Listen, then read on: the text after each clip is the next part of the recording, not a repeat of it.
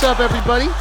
Welcome to Flagrant 2's Patreon episode. No easy buckets, analysis by assholes, water cooler commentary for your sports needs. New members of the Patreon, new soldiers, welcome to the Army. We salute you. Welcome, Keep it guys. very tight. I'm keeping it tight right now as we speak. Veterans, thank y'all so much for your patronage.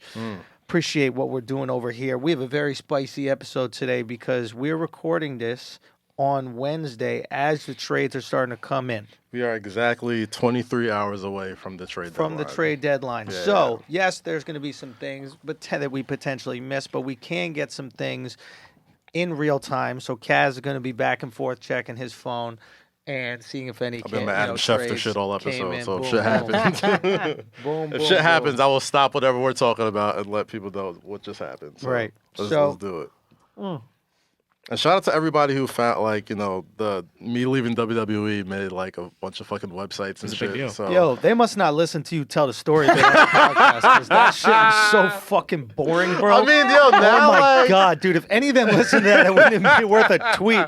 But it was this story like The Rock was leaving the fucking leaving WWE. I mean, I was shocked. I mean, I was shocked at how much Nobody coverage even knew we you got. were working at WWE. You know how long that story was? We got no Flagrant 2 Bachelor shit because it was after that, and everybody's like, cut this off. Dog. Turn the fucking podcast off. I'll listen on Friday or Tuesday or whatever the fuck. Yo, you think I can't keep going. the Flagrant my Bachelor God. didn't slap? I You don't think didn't it slap? made I don't think it's People it's don't not know. They snoozed out. We got a little couple. bit. I mean, because of the Instagram video. Like, we Bro, got a people couple. probably fell asleep during your story and then woke up and the First episode off, was over. My story was like 2 minutes That tops. shit That's felt long. bullshit. You know what it That's felt like? bullshit. You know how like 2 minutes ain't long, but if like you're holding your breath for 2 minutes, it's like an eternity. You know what I mean? That's what that story felt like, being submerged underwater. But you know what it is? Like, you know what it, Forcefully submerged underwater, and we just kept giving you opportunities to like put your lips up and get a little breath.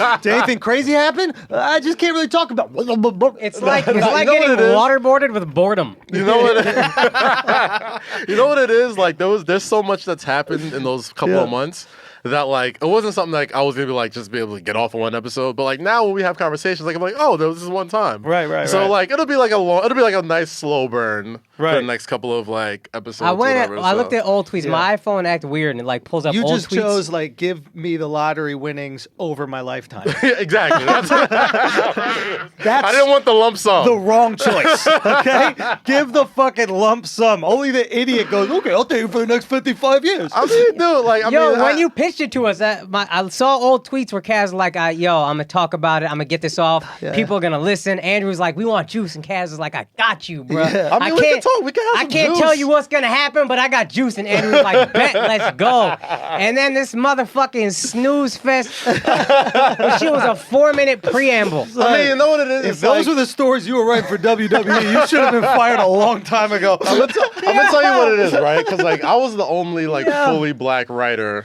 on the show. They probably right? expected much more entertainment out of you then, to be honest. Listen, the entertainment was great, but the thing was, you're like, also you go in the there, last fully black writer that's going to be on the show. you go in there. They tried and, it. Everyone was so like extremely over the top nice because they knew they couldn't be like. They couldn't be like assholes, I guess, or whatever. Right. But like, you know, like I Damn. got to fucking work You with know how- Ric Flair and like fucking Kurt Angle. You know how and, bad like, you got to be to get fired as an affirmative action hire? Bro, dude, Gaz, come on, son. What you keep pitching? I've been so story, fired. Here's the thing. I got an idea. Instead Alright, of I'll walking keep it- into the ring from there, Alright, they I'll walk keep from it- Selma. I'll keep right? it- I'll keep it- Instead of walking Selma, right? It would be a great little Martin Luther King Jr. Day fusion. Perfect idea. Here you go. All right, I'll keep it 100. The reason why a lot of shit doesn't make it to air is because Right. at the end of the day, Yeah. it's Vince McMahon's sandbox, right? Right, So you can come up and pitch a whole bunch of shit. You can write a bunch of shit. We would have shows legitimately locked in the day of. And then we'd get to TV, we sit down, we'd go through it, Right. and then Vince would literally rip it from top to bottom and start the shit all over again. And mind you, this is shit we've been working on since like that Wednesday. Okay. You know what I'm saying? And it's like, Yeah, I mean, like, like there's certain shit that makes it through, and there's certain people that have a little bit more trust. Like, if you're like a John Cena or somebody, like, you could pretty much do whatever the fuck you want. Right. But a lot of these people are pretty new, and a lot of guys that got hit with like injuries. Like Roman Reigns was like our top guy when I got there. He got fucking leukemia, so he's been out since then. Like, who wrote that story? This was fun. God, this is exciting. I mean, like it's been a lot, So and it's like right now, technically, the top stars are women, and it's like an unprecedented time. So like, it's really. It's hard to push that knowing like the history of like WWE and women and how you went from like bra and panties matches and mud matches and all this other shit to like, That's oh no, what's they're up. like real athletes now and like we're gonna have them like tell real stories and all this other shit. So it's like it was just a lot to deal with and and at the end of the day, man, like it's Vince's sandbox. He's gonna do what he wants to do. He's gonna do what he feels like doing, man. Did you write anything for that heifer? Who? Jax? That heifer? I never. Fucking heifer. Nia's right. She's a nice lady. What's her name? Nia Jax. She's a sweet woman. You're assholes. Don't be mean to her. Don't be mean to That shit her. would be my call. Don't be mean to I start her. milking my own titties in the middle of the ring. I only wrote for like a handful of women. Right. Like I wrote for like Naomi. We don't the know Mandy these Rose chicks, man. stuff. Yeah, People listening can listen to fucking Do know. they So listen? goddamn it. Do people really be watching the chicks Bro, play listen wrestling? to the. I keep telling you to go into the Discord. There's a whole wrestling channel where like they literally do nothing but Really? talk about the shit. Yeah. Did they tell you how boring your fucking story was on Yo. Monday? Yo, did you? Oh, I was like, I'm sitting here trying to give you stories, and you're like, oh, remember last Monday when it was Even boring? that wasn't Like, what the vague. fuck, Now we bro? talking about how exciting the women are, bro. God damn. Did they bro. make out? Did they make out? Yeah. I can't even call this bitch fat without you. All right, guys. Because her whole gimmick is like she's a plus size, like, That bitch Yokozuna Athlete. for women. That's all she is, bro. bro, she beats niggas up too, bro. Like, she'll. Anyway, but like, got to like work around the Rousey a few times, which was pretty cool, and but Ronda is She tryna very fuck? like. No, bro, like she's married, dude. Like, stay Who's she married focused. to? Stay focused. The guy, Travis Brown, former UFC fighter. Oh, he used to come around a lot. Very tall dude. He got like caught up with some shit before, so I think that's why he's not fighting anymore. What in happened? UFC. I think it was like some like domestic Roids? violence stuff or something. caught a like, DV. That's something why he like needed a that. UFC fighter. Bitch could we go. block a little bit. Take Bitch a could put her punch. hands up a little bit. Shut up, goddamn. But Maybe nah, he just she was wanted a cool. challenge. And, like she's like, Tired of beating these bitches up so easy. Can't even work a sweat up. I can't even work sweat up anymore. It's just like one punch, they down. Oh, Ronda, Where's shit is, Nia? that shit is sparring practice. No, Ronda gets hit. You need someone else. You need Cyborg. Or who's the other one? Amanda Nunes. Oh, yeah. Amanda Nunes. Yeah, she's the fucking. That chick don't play around, bro. She was single-handedly ruined women's fighting. Bro, Every single woman's she star. bodied every And that's one one of thing them. we couldn't talk about in the show. Like anytime, What? like I would always like pitch like, yo, like let's bring up the fact that she got like knocked the fuck out a few times, like in real life. Yeah. And like we could never. Because they want to like make her be. Not even that, but like Right. at the end of the day, like she's playing like she's not playing Ronda Rousey, she's playing the Right. character Ronda Rousey. Yeah. Like so it's Oh. like, you know. Right. So we need to build up what this character is. She's a Exactly. dominant athlete, this, that, the other. You think she was triggered by that shit? Like, you think if you brought it up to her, she'd be like fucked up and angry and livid and all that? Like, I mean, I don't think it would be the best thing. I mean, she's been through a lot of real life shit though, like with her Like- parents and like all this, like getting knocked out for anybody is like traumatic, especially if you're that top. You're not just a top star. Like you literally brought women's fighting to the UFC. Like Dana White said, I'm not having like years ago. She said like I'm not having no women fight ever on my shit. And like She Ronda changed the Rousey was so popping, like they had to put her on the show. Yeah, she changed the sport. So it's like, it was one of those things that we just didn't really touch, you know what I'm saying? Right. And and she's a star, bro. Like the fact of the matter is like she brought ratings. She's a mega star. Like she good. it is what it is. But it was cool working with her and like a bunch of other folks, like, whatever.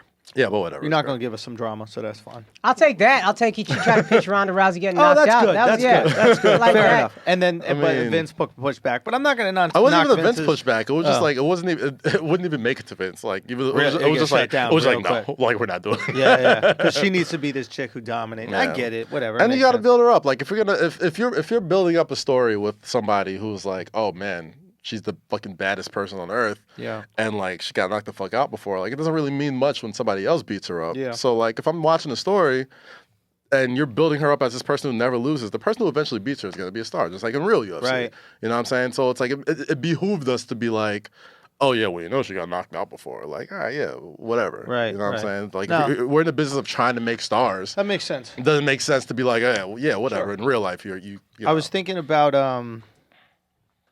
when we were talking about that heifer. I started thinking Gosh, about. damn it. I was thinking about that heifer, and this might be the hackiest premise, but I think there's something to it.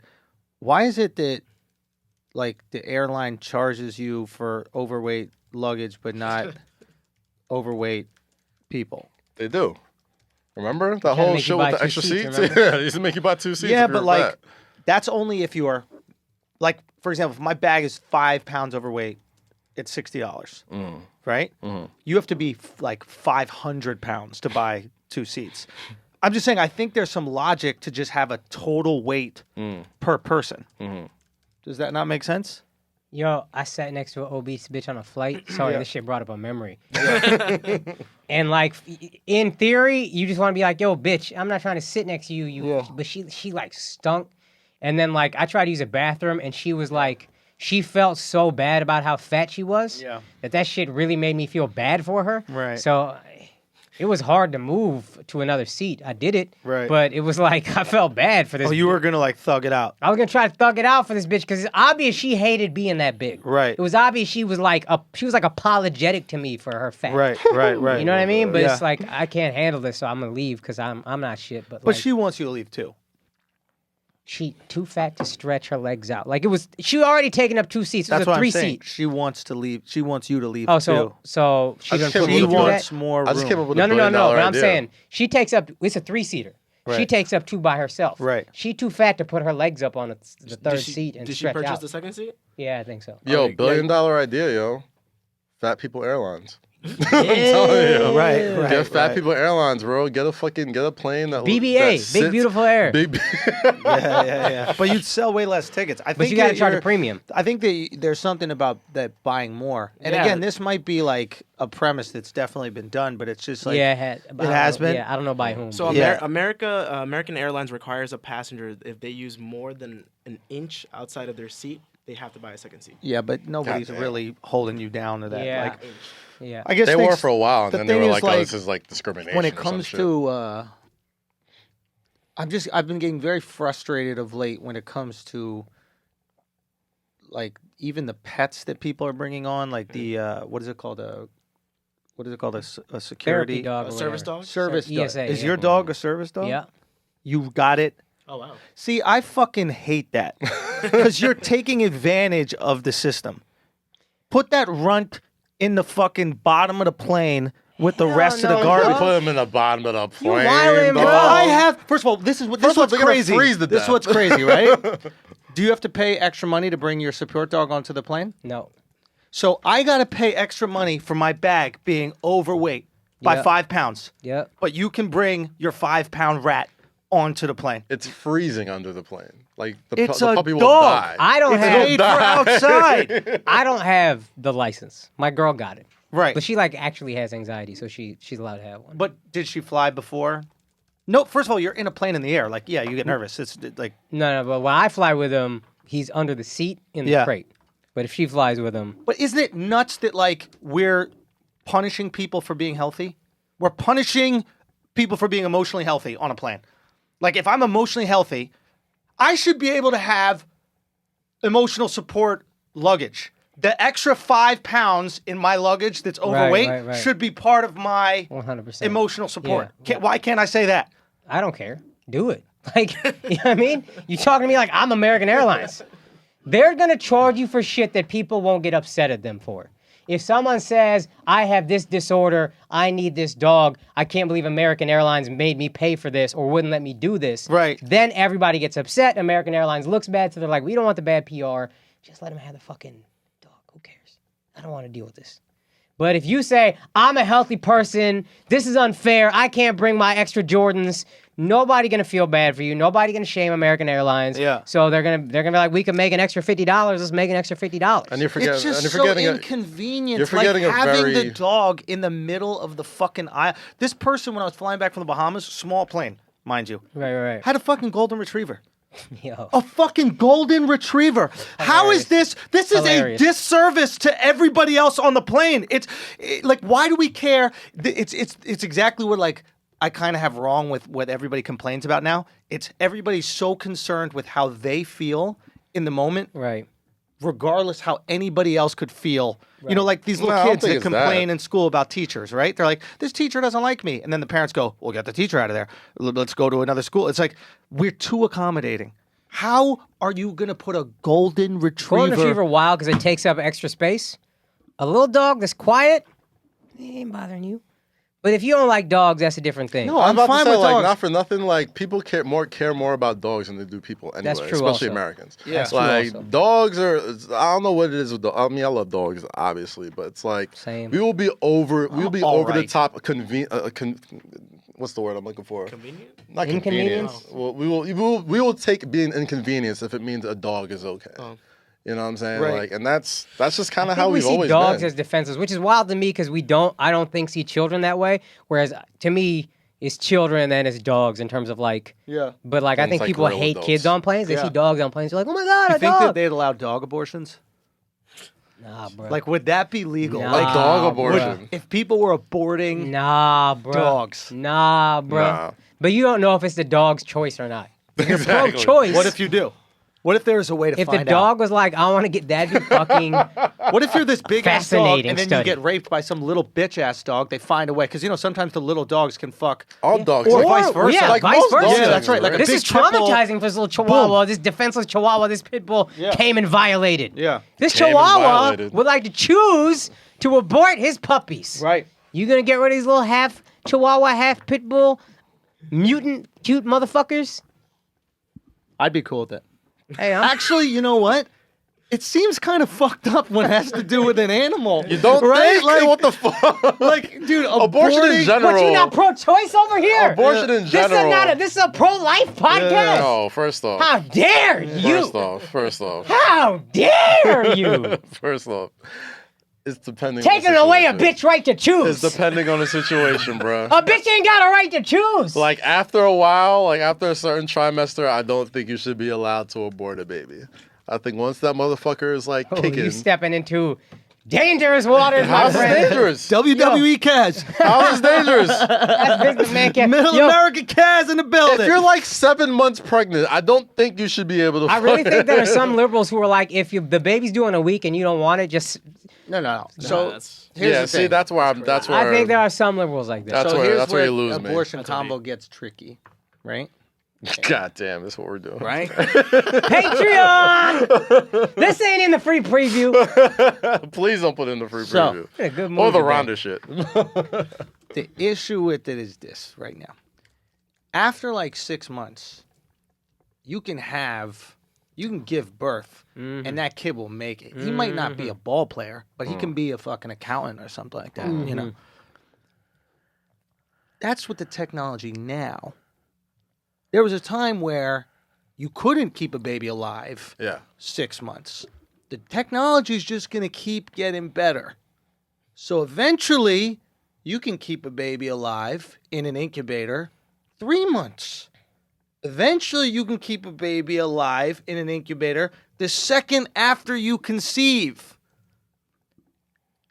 How could you make abortion illegal if you can keep the baby alive the second? How can you make it? How can you make abortion legal? Legal. Sorry, that's right, legal, if you can keep a baby alive from conception.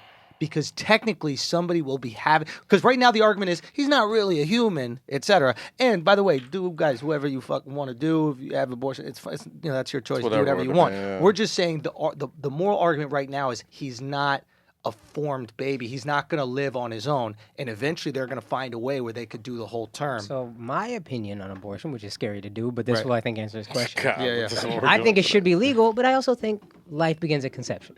So I think you are killing something. That's Right. You're making that decision. You live with that. Right. That's something you do. So if we're to the point where as soon as a baby is conceived, we can theoretically carry out. If you think this baby's life is not going to be worth it, Right. this is a decision you make as the parent. I think I'm still pro-choice. Right. But like, that's what you're doing. Right. But it's going to be hazy. It's going to be fuzzy for a lot of people. For me, it's tricky to talk about because I think that point of view pisses off both sides. Yeah. I think pro-life is like, how can you say life begins at conception? And they ignore the fact that I'm saying I still think you should have the choice. But Right. then pro-life is like, you ready? You okay with murderance? Yeah, Yeah. because nobody wants to be like, involved in like a murder. Yeah, my feeling is just it's like a drone strike. Do you know what I mean? Like drone strikes end up killing innocent people, but it's like at least I get to go through the TSA pre-check. You know what I mean? Like I'm not trying to take off everything before I go on the plane. If we got a drone strike, motherfucker, so I can get get on to the leave my plane shoes on. with some fat chick and her fucking dog. First of all, why has ISIS not put a bomb inside a service dog? That would be the perfect place to put the bomb. Nobody's checking the Inside fucking... jokes. Bro! Inside That's jokes. a good point. That's what you got to do. Put it in the first... I've never seen a puppy inside the TSA machine throwing the fucking rock up. Wait, do you have to put the dog through the conveyor No, belt? fam. You can't give this motherfucker an X-ray. That's Without- right. Yeah. All right, whatever. It's the first Yeah, I so don't- we're 24 hours before the trade deadline. So yeah. So my man, let's talk predictions are about it. starting to come true. Let's talk about At the it. trade deadline. How so? Right now, why don't you fill us in with what's Well, here's happening an interesting in story. the Celtics, Kaz. Tell us what's happening with the Celtics Interesting right now. story with Jason Tatum. Well, obviously, Danny Ainge has reportedly made Jason Tatum available Oh. for the AD trade. Ooh. So Now let me just ask this question, Akaash. If Jason Tatum is available for that trade, does that lead you to believe that a Kyrie Irving would likely resign? Yes. So apparently, the Celtics and Pelicans have reportedly discussed the deal that would send Jason Tatum Right. to New Orleans and Anthony Davis to Boston. Right. Let me so click on the real details. quick. Yeah, you don't have to give the play-by-play of you searching on the internet. No, I mean, it's here. Let me I'll double-click just- this link. So, therefore, Kyrie, if this trade goes through, re-signs with Boston. And what team does not get Kyrie? New York Knicks. The New York Knicks. Now, no Kyrie on the New York Knicks. Does KD really want to come and play with maybe Zion, maybe RJ Barrett? Absolutely, No. because this is another story. Furthermore, who who did I say that we were going to get? I said we were probably going to end up Tobias getting. Harris? And what ended up happening with Tobias? Got He got traded traded to to the the Sixers? Sixers. So we're not even going to get Tobias Harris. We're going to get Chris fucking Middleton and Kemba Walker. You heard it here first. I think you're wrong, sir. And that's the best case I think scenario. you're wrong. There's certain. I there's wouldn't be. certain I things- would not be surprised. There's too many things happening. if it was potential. I would not be surprised if we didn't get. We got one person. I was surprised if we got one max free agent. I'll be all right with no max free agents if we don't get KD. Like, if we we don't don't- get KD or Kyrie, I'm good with them just not spending the fucking money. Right. Here's the issue. This is the issue. Yeah. Because of fucking Donald Sterling, there is a floor, meaning there's a minimum amount you have to spend each year. So you can't, because this is, I think, why the Mavs had to sign Harrison Barnes to Yeah. a max deal, which he's not a fucking max player, is you have to spend X% of your salary cap. So the Knicks, if they have $70 million in space, they One-year still deals. need to keep some free. One-year deals. One-year deals. That's we Develop could your do young that. players and sign guys on one-year deals. That's all you need to do. We could. All We right. could. Do Okay, that. fair And you enough. could sign like vets to a little bit more than they deserve. Like there are guys that are at the end of their career. Fair enough. Or like Okay. shorter deal. But I hear what you're saying. You're going to have to sign some people, and it could be another dog shit year. Right. All I'm saying is, You're well, you missing out on a guys lot of thought these that I KD was stories. crazy. These KD stories that came out today that have been coming out. oh, KD's leaving. He just ain't going to the Knicks. That's Where the is he rumor going, is then? he's going to the Knicks. I read this in the Athletic. Is that where you read it? Yeah, that's why I'm picking it up. Athletic is great. Numerous, yeah, it's like subscription service though, but people have just been like hawking and shit. But KD, they said after he beat LeBron in 2017 Finals. Also, he there's thought he'd nothing be- wrong with paying a little subscription for something you like. Oh no, of course. I I'm a paid Athletic member. didn't say. hey, Kaz is as listen, well. ESPN Plus, I'm on it. ESPN Plus is fire. I do give him that. I like ESPN Plus. I didn't think I was gonna fuck with it. But KD thought he'd be looked at as the best player in the world after he beat LeBron in the Oh, in yeah, the this is finals. interesting. You know what I'm saying? So that's one thing, right? When he went to the Warriors, Yes. beat LeBron in the finals, he thought that would finally make him number one in the world, which is apparently something he's wanted since 2013 with the Thunder. He's been like, I'm tired of being number two, want to be the best ever. Yeah, if you remember, I'll that, go to the remember that Warriors. Sports Illustrated cover story when he was like, Right. I'm tired of being number two. Yes. Yada, I was two yeah. I'll overall go to pick. the Warriors. All that shit. We will Yeah. beat the LeBron. Wait, what was the title of the article? He said he I'm was tired of being... taking it in the number. No, I'm sorry. Go on. But he said, I'll go to the Warriors. We'll beat LeBron. Not only did he beat LeBron, he kind of shut LeBron down in moments. Yeah, and And he the got the game winner biggest over shot of his the face. tournament was in LeBron's eye. Yeah. So he thought, I'm Dotted going to him. be number one. This dumb motherfucker didn't calculate that he went to the greatest team ever, almost. And so everybody's going to be like, yeah, okay, big fucking deal. Yeah. You're not the best player ever. The best player ever is the guy who didn't go to the greatest team ever. In addition Carried to a that- shit team. In addition to that, But Kevin, that really apparently frustrates him. Now he's like, well, then I should leave the Warriors. I still want to be the greatest. I still want to be the number one. So I should there's leave only the one Warriors. way to do it. seeking- Yes. He's still seeking that validation. Yes. He still wants that validation, and he's looking for teams that he would get the full credit if he went there. Yes. And Knicks are on that because we're so horrific that if he brought us up from the ashes, he would get the credit. I don't deny that logic. I, in my heart, would love for it to be true. But knowing the Knicks and the retards You're that run judging the the team, Knicks- You're judging the Knicks by full past fucking regimes, retards dude. You're from judging them by past regimes. and I Perry can't do down that. to Fizdale, the full retards that we have running our team. Like what has been drooling retarded? What has retards. been, what has been Can I say retarded this? that they've Yeah. done? Can I make a point? Yeah. Kaz, do you remember the details of the Tobias Harris trade? Because if you can, I don't know what exactly they were, but I remember reading that and thinking, the Sixers gave up more for Tobias Harris. It seems like than the Mavs gave up for KP, or No, just they as much, didn't. No, they or didn't. just as much. They traded fucking Wilson Chandler, who's all right. They traded the Miami They Heat traded- 2021 first round unprotected pick, which is a good pick. which is a great pick, And Very good pick. who else did they and trade? another first round pick, Shemet or something like that. and that guy Shemet, who's a promising rookie. Kind of He can like stroke. DSJ is a promising second-year player. Are we DSJ is sure- way better than that Shemet dude. Miami better. Heat 2021 unprotected pick. The fact that they're even comparable trades is crazy All right, because so- KP's a potential superstar. I don't think Tobias Harris is. All right, but if KP isn't the KP he was, that Dallas pick becomes another great pick. But that's No, And but if the Knicks suck, To quote that's another you, great pick. To quote you from the last episode, Yeah. they still got your Slovenian son. They're gonna They be do, fine. they do, and they'll be. Time out. I said they'll be fun. I didn't say Fine. they'll be fine. I said they'll be fun. They're not gonna be in the a- Western Conference. I don't think he's good enough himself to go up against the Rockets of the world, the Warriors of the world, the Lakers of the world, the Kings that are coming up. Right. All these good teams. Sure, they will be an 8 seed. I do love my Slovenian son, though. Don't get me wrong. I love him. He can but take them to an 8 seed, not a lottery pick, and the fact that it's even comparable. I don't think it's Tobias comparable. Harris and KP are not. I don't think it's comparable. It's a DeAndre disease, Jordan bro. is a way better player. It's a It is disease. honestly Then this it's is nothing we disease can like. do. It's a Because I'm disease. just looking at those How? Because How? nobody is saying the Clippers. Nobody is saying the Clippers got a bet. ESPN Plus gave the Sixers a C minus and the Clippers an A. Yeah, because they got Jerry West running it, and now that's why they're they- in the the same they're bias in the is Jerry same West? position. They're in the close enough position. The Knicks still have more money, but they have almost maybe they're like a few $1 million short of how much cap space that the Knicks will have. So they'll be a player like the Knicks will be like competing with the Clippers for free agents at this point, as far as like having the most cap space. Clippers gonna be nice, buddy. Kevin Durant's on day 9 of not speaking to the media ever since these Knicks things went down. Anytime anybody want to ask him about the Knicks, he's not saying nothing. Mm-hmm. Anytime anybody's asking him about anything regarding the Warriors, he's not saying nothing. Mm-hmm. People around the Warriors organization pretty much believe that he's gone. Well, he's gone. He's just not going to the Knicks. I think he's going to the Knicks.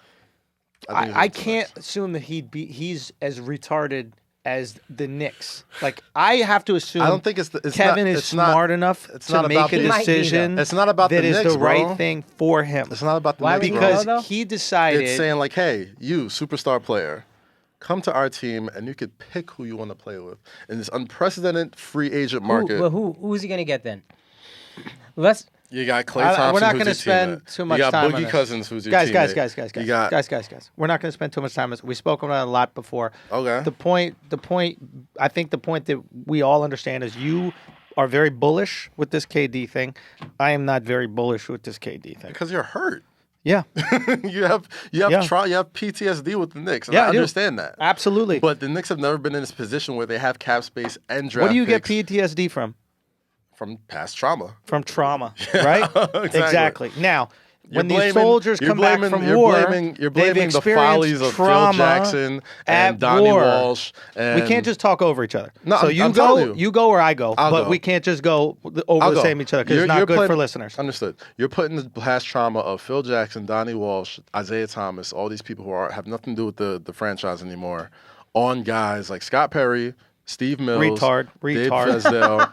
Mills has been there for the whole time. Don't absolve Mills from any of this. But He's now been here. he wasn't president about basketball operations. Yeah, so you make a retard even more powerful. That's probably going to make good moves. Well, in any case, Yeah. they're in a space now where they're not in cap hell. Yeah. They're in cap heaven. They have all their draft picks. They didn't We've had trade cap their room draft before. picks. Nothing No, happened. they've never had this We much had cap. $50 million. We got Tim Hardaway They Jr. never have. You said don't talk over him, so let him get his piece out. Thank you. Cass, Bro. you could also pick up the He pace. be talking forever, It do though, be son. long. You can Holy also pick up the shit. pace. Consolidate, fam. All right, then you fucking talk. All right, fine. Got it. So I want to end it. You're bullish. I'm not bullish. That's it. And we'll see what happens. I'll believe it when I see it. I don't think it's impossible. I don't know. I feel like they'll find a way to fuck this up. Now, Celtics, do we actually make that trade for... Do the Pelicans make the I trade? would throw Kyrie in there so much faster than I would throw Jason Tatum in there. I don't think they take it. I think they make the gamble on Tatum. And if I'm the Pelicans, I do it because that's the best chance you have. Yeah, 100%. There's no trade the Lakers are offering better. There's no Jason Tatums they're offering you. No, there's no Jason Tatum in the league. True. Right? That's offered. There's an upside. He's in his second year, so you got him on a contract, and then the extension after that. This is a potential and you know real what? max player. Not Kyrie max, true max. True max. You're forgetting Yeah. that Anthony Davis doesn't want to re-sign with the Celtics. So you're gonna take a fucking you're gonna risk trading for a guy with three of your best young players who's possibly not going to be there next year. Why doesn't he want to re-sign with the Celtics? He said he has a list of teams. Because- the Celtics aren't one of them. because- His dad said he's not one of Why? them. He doesn't want to go there. Because Kyrie's not going to be there. He doesn't think Kyrie's going to be there. And two, according to also his dad, loyalty, yeah. according to his dad, he feels like the organization doesn't have the loyalty. And the fact that they're willing to trade Jason Tatum lets you know that that franchise has no fucking loyalty. They don't. And So I'll why be the fuck would honest, he want to resign? I don't think a franchise has to have loyalty. I don't believe that needs to happen. I mean, All right, we but make. Let but me his finish dad what I'm believes saying. it. Let me finish what I'm saying. So, I think that the issue with trading here is we're so accommodating. We're treating these athletes the same way we treat the people with the service dogs. You're getting traded to a team that's in a first world country still. You're getting traded to another city. You're 19 years old, okay? There's no such thing as a boring city. You play Fortnite at night all night. It's all you fucking do. You have no social life outside of it. If you end up going to New Orleans, boo-hoo. If you go from LA to New Orleans, boo-hoo. We got to stop feeling bad for these athletes that get traded and still get to play the sport of their You are dream. disregarding, though, the fact that the athlete, when he's up, can go wherever the fuck he wants. And that's why you have to supplicate. And you have to say, okay, whatever you want. Accommodate these guys. Because they can leave as soon as they're up, which is Kaz's point. And they should but be allowed if you to. get Kyrie to re-sign, I think AD stays. And here's what I would also say to your point of no loyalty and your point of they don't have to have loyalty. Yeah. If you're a football player, would you rather play for Dallas Cowboys, which is very Knicks-like, loyal, trying to make the right decisions, just somehow to never work out, Cowboys or Patriots? We don't give a fuck about you, but we going to win these chips. You want chips or you want somebody to treat you nice? I'm going to get these motherfucking I'm trying to win. chips, bro. I'm trying to win. Celtics and Patriots don't give a fuck about loyalty. They give a fuck about chips. And at the end of the day, it's not like in football, they could just stop paying you. In basketball, you'll never stop getting paid. It's guaranteed money. Like the fact that Lonzo could say, I wouldn't want to go to the Pelicans, or his father saying it, but I'd prefer to go to Phoenix. I don't give a fuck who you prefer to go. Yeah. I'm paying you millions of dollars to bounce a basketball. Right. You're going to get traded to a team in America. You're not going to Lebanon. You're not going to Syria. You're going to New Orleans, an amazing city. What gratitude you should have that you still get to get millions of dollars to pay the sport of your dreams. See, this is exactly how owners have thought for the past 30 or 40 years. And for the first time ever, players have that power to be like, no, fuck you. I don't want to do that. I want to play where the fuck I want to. And that's why owners are pissed the fuck off. So wait Because of until your thoughts like contract's that. up. Yeah, no. So Sorry for interrupting. But if Go. they could say fuck, but they're in a position to say fuck that now. Like, Who players are? Yes, of Wait, course. why?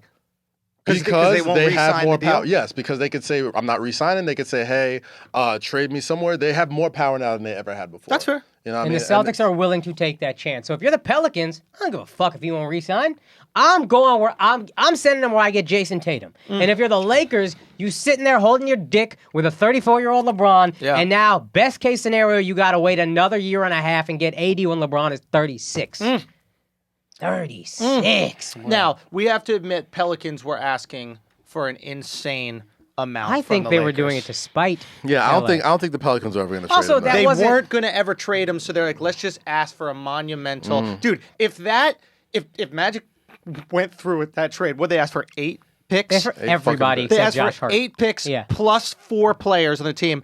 That would be a worse decision than when he fucked the chick with AIDS. Like that would be the second chick? worst. Just saying, bro. Adrian Cass. Hey, bro, it was the 80s, bro. It was the Cass 80s. might not be wrong, son. Cass might not be wrong, son. Dog, I you see Kaz out you here. see the sun. You see the sun. It skipped the generation. Somebody said it skipped. Son, you What? see that fucking tight morsels right there, Ken? Jesus, like a dart. Oh, like a man. dart. Like a son. butt dart, man. Butt dart filled with AIDS juice. Oh my god. Oh, fucking stupid. Oh my Bro, god. But, I mean, I don't know, man. Like, you gotta understand. If I'm Danny Ainge, do I think Kyrie, AD, Horford, these guys are enough to beat the Warriors? I don't know. I do. Especially with the Sixers who just loaded Question up. for you. I don't know. Do Do I want to mortgage? Because Horford's up too, right? I don't know if he's up. Horford's Is he up? up at the end of this year. Wow, I didn't know that. So, I don't know. I don't know if I'm willing to mortgage my future knowing that the Warriors are gonna run through motherfuckers again. You know what I'm saying? Especially look, for man, 1 year. If you got For 1 year? If you got KD, Kyrie, Anthony Davis, Jaylen Brown coming off the bench, wherever the fuck. Even if he's a he'd have to start at shitty this Gordon point. Hayward, you still got Gordon Hayward coming up. Like, I think that squad, and they historically do give the Warriors problems. so Jalen is a you perfect think example of somebody who's been overlooked, but has immense skill. I mean, Tatum is clearly better, but Jalen's no slouch. Nah, Jalen's no slouch at all. He's Right? Really good. And we know Hayward's playing like a bum. Maybe he gets better. Maybe he doesn't. Who knows? But Jalen's no slouch. They know they got Jalen in their back pocket. It's like, okay, we're going to It's get scary, AD. Terry, but I feel like that's somebody that is involved in that trade too. Boom. Give him Terry as well. Give him Terry as well. I'm fine with that. I think if you have a chance to get AD, 1, Kyrie definitely stays because he's like, oh shit, we about to be the truth. 2, they know that Kevin's leaving. Next year, there's a chance we could beat those Warriors. You're not beating them with KD, but they know KD's leaving potentially. Bro, if Ainge pulls this off, he's a sociopath, but you gotta respect it. I don't. Halford's our free agent in 2020. 20 Okay, so so it's next next year. Under contract, Next one year. more year. So Pelicans are One probably more. going to say no. Yeah. I don't want him on the books for 2 years. And then that's your squad. If he's your 4th best player, you looking nice. Who? Horford. Horford. Yeah. Brown yeah, is your 3rd best player. Horford is your 4th. Hayward is your 5th. Hayward is a great 5th Fifth best player. Great. That is Warriors You like. got your white mascot for Boston. They need a white mascot. They need a white mascot. I really like the Philly trade. I really like that foursome with Tobias and Butler. I'm not and mad at it. Ben, They gave up a JJ, lot, and Embiid. I'm not mad at it. That starting five, bro. Like that is. I think they gave up more for Tobias Harris than they did for Jimmy Butler, and that's what blows my mind. But that 2021 first round Heat pick, I don't know if it's going to be anything, but the way the league fucking salivates over Yo, that thing, real that was shit. a massive chip. real shit. I like Tobias Harris more than I like Jimmy Butler. Tobias Harris is a guy you can literally plug on any basketball team, and he makes your team So, okay, better y'all know more immediately. about him than I do. He's Poor man's Paul George. homeless man's Paul George. You know what I'm saying? But isn't that a lot to give up for a But that's homeless good. Paul George? He was a fringe all-star this year. Like if somebody gets hurt, he gets slid in there this year. And the Clippers were like a top 4 seed for most of the season until they slid it kind of recently. Tobias Harris has been very good this year. Is this move made to hold on to Jimmy Butler? I think so. They said they want to re-sign. Like, all are you four. just doing this so you can show Jimmy Butler, yo, we got a core, let's go. Let's go. I think we got so. something. I think so. No. And I don't think they're making moves about Jimmy. I don't think that he's as important to the franchise as he thinks he is. I think that they'd like to have him as a piece, but I think the move also prepares them for not having Jimmy. Interesting. Now I just they got feel like another they gave up a 3. lot. And maybe I'm crazy. In my mind, they gave up a lot. But you think they gave up a lot because you assume that pick is going to be worth something? And the question is, will the pick be better than Tobias Harris? I don't know, but it's not even about what the pick will actually be worth. It's about the perceived value of those picks. I think potentially you could go get a better player than Tobias Harris with all that. But the thing is, because the only value is the pick, right? Wilson Chandler, done. The rookie, nobody gives a fuck about. Nice little piece. But he's not valuable. You're not giving anybody real for Right. those guys, right? Right. No team is like, I need Wilson Chandler and Right. Shamet or whatever his name is. Yeah. Nice piece, but that's not the thing. The thing is Miami going to suck? Yes. yes, they're definitely gonna suck. Is it going to be a good pick? Maybe. Will they end up being an NBA player? There's a lot of things that got to line up, and if I'm a team that's in position to win, I'm the 76ers. I get a guaranteed piece that I know is going to be a decent player. I'll go with that. Yeah, I guess in my mind they gave up a little too much, and that's, I guess you don't ever know till But you understand what I'm saying? By no. like your assumption of too much is based on potential. Yeah, Yeah. yeah.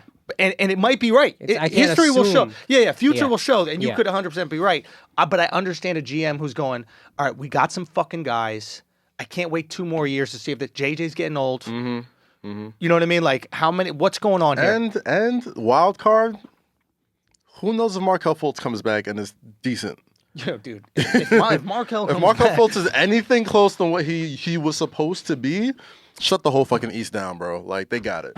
They got it. Think about that 'Cause, lineup. like, that 5, give me that 5. give me that 5 with any bench. What do we have? Markelle, Markelle Fultz Simmons, off the bench. Simmons, Embiid, Simmons, Embiid, JJ. JJ, Tobias. Oh, sorry, sit JJ. Butler. No, JJ's the 5. JJ's your 5th starter. But Butler. So you'd have Markelle come off the bench. Markelle off the bench, yeah. That'd be crazy. Bro. And motherfuckers will come for the cheap to come off that bench.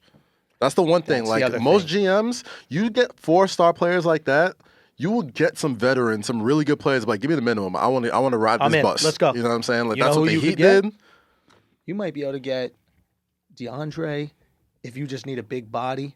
I mean, if AD's coming to the East, you're gonna need somebody who could bang with AD, and Joel's not gonna want to do Oh, it. and they got Boban. I forgot. Oh fuck, This guy's got Boban, Yeah, they're bro. good. Forget it. You don't need your big. I fucking love Boban. He's the perfect off the bench center for them, dog. You think Like, Tobias said he has to come?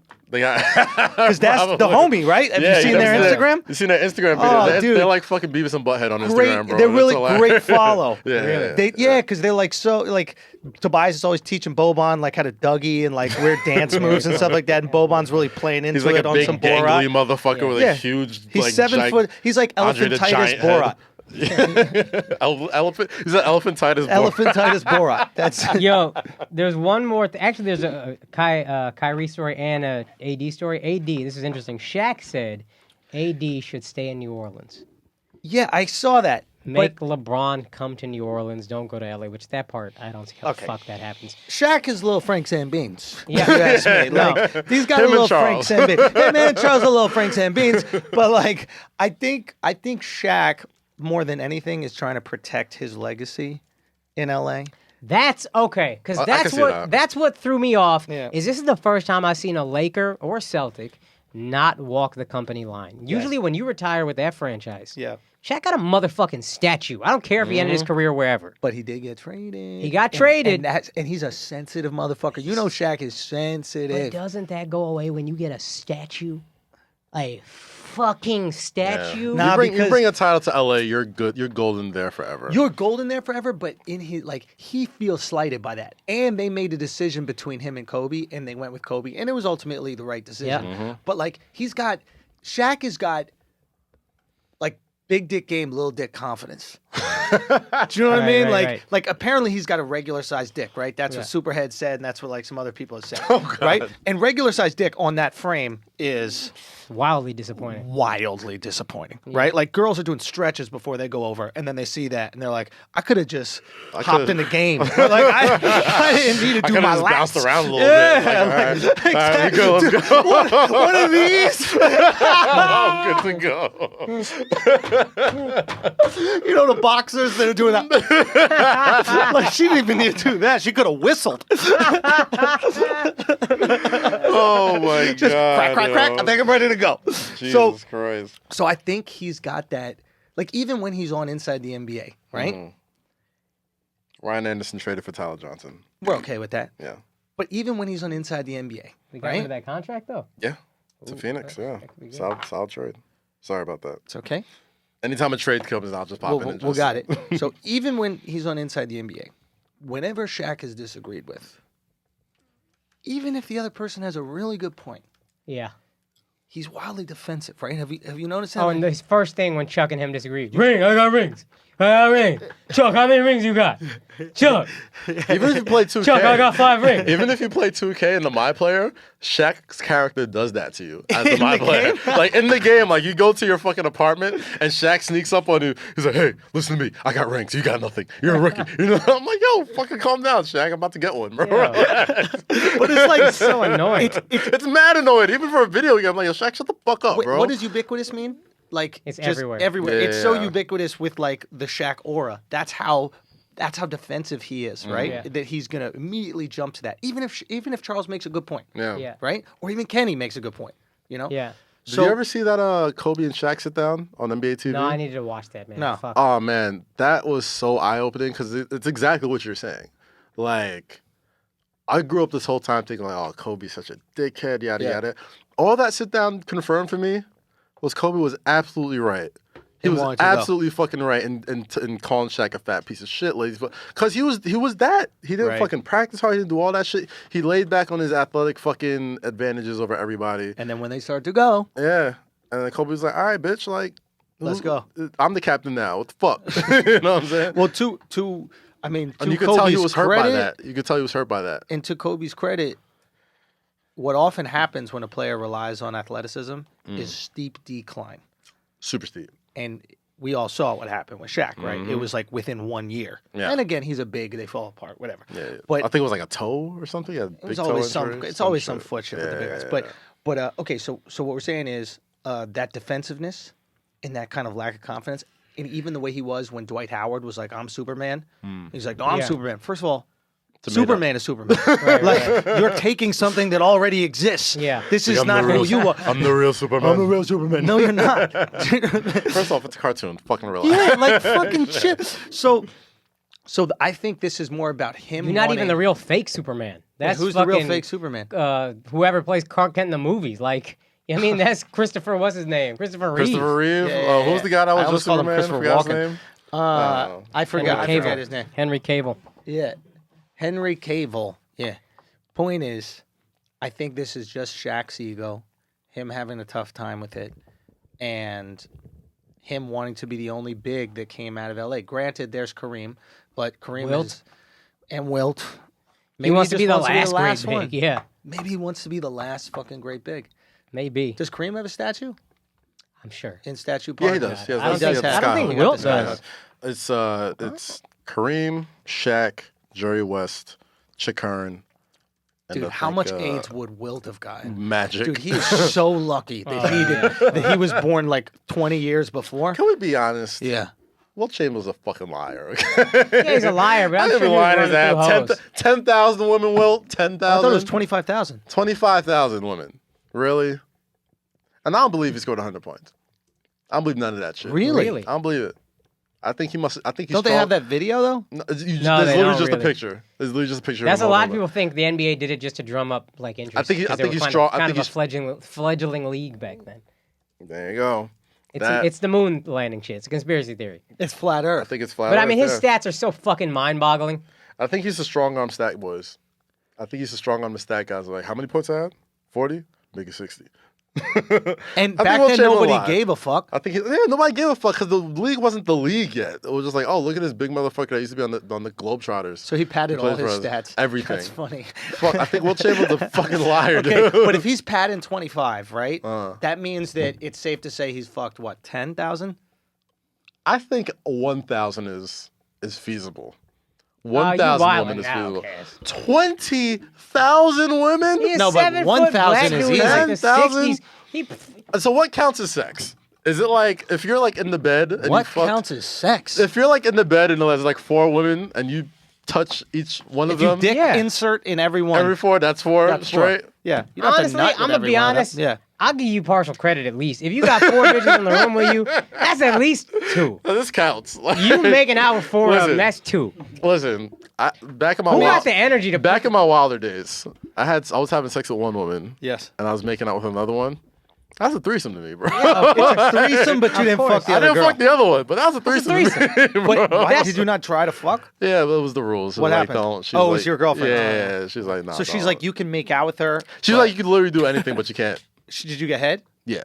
So you, that's fine. Yeah. Yeah, fuck her. Yeah, that's fine. But that's not a body Bro, to me though. I was I- hooking up That's with a these body, 2 bro. girls, That's a body. right?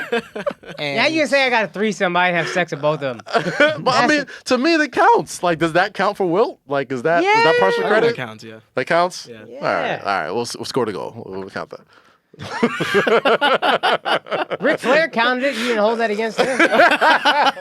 Ric Flair's a gentleman and a scholar, right? No Ric Flair What did he slander count? ever.